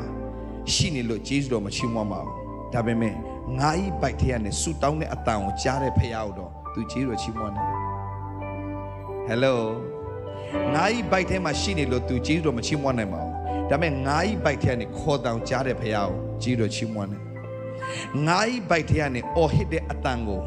နားထောင်တော်မူတဲ့ဖျားရဲ့ဂျေဇုတော်သူချီးမွမ်းတယ်ငါးဤပိုက်ထဲနဲ့မကြာခင်ထုတ်ပြီးတော့မှတက်တိခါနဲ့အခွင့်ကိုလည်းပေးအောင်မဖြစ်တဲ့အတွက်ကြောင့်ကြိုတင်ပြီးတော့ဂျေဇုတော်ချီးမွမ်းတယ်သူစကားကိုနားထောင်တဲ့ဖျားသူ့ကိုကယ်လွတ်မဲ့ဖျားအတွက်သူကြိုတင်ပြီးတော့ငါးဤပိုက်ထဲနဲ့ချီးမွမ်းခြင်းဟာဖျားခင်သူ့ကိုကြာထားလို့မရတော့ငါ့ကိုပြန်အခိုင်းပလိုက်တယ်တင်ဘယ်ထဲမှာရှိနေလဲအခုဘုရားခင်အဲ့ထဲနဲ့ဆွဲနှုတ်ပြီးတော့မှအကောင်းဆုံးသောမင်္ဂလာကိုပြင်ဆင်ပေးဖို့အစဉ်သင့်ရှိနေတယ်စတင်ချီးမွမ်းကြရအောင်အာမင်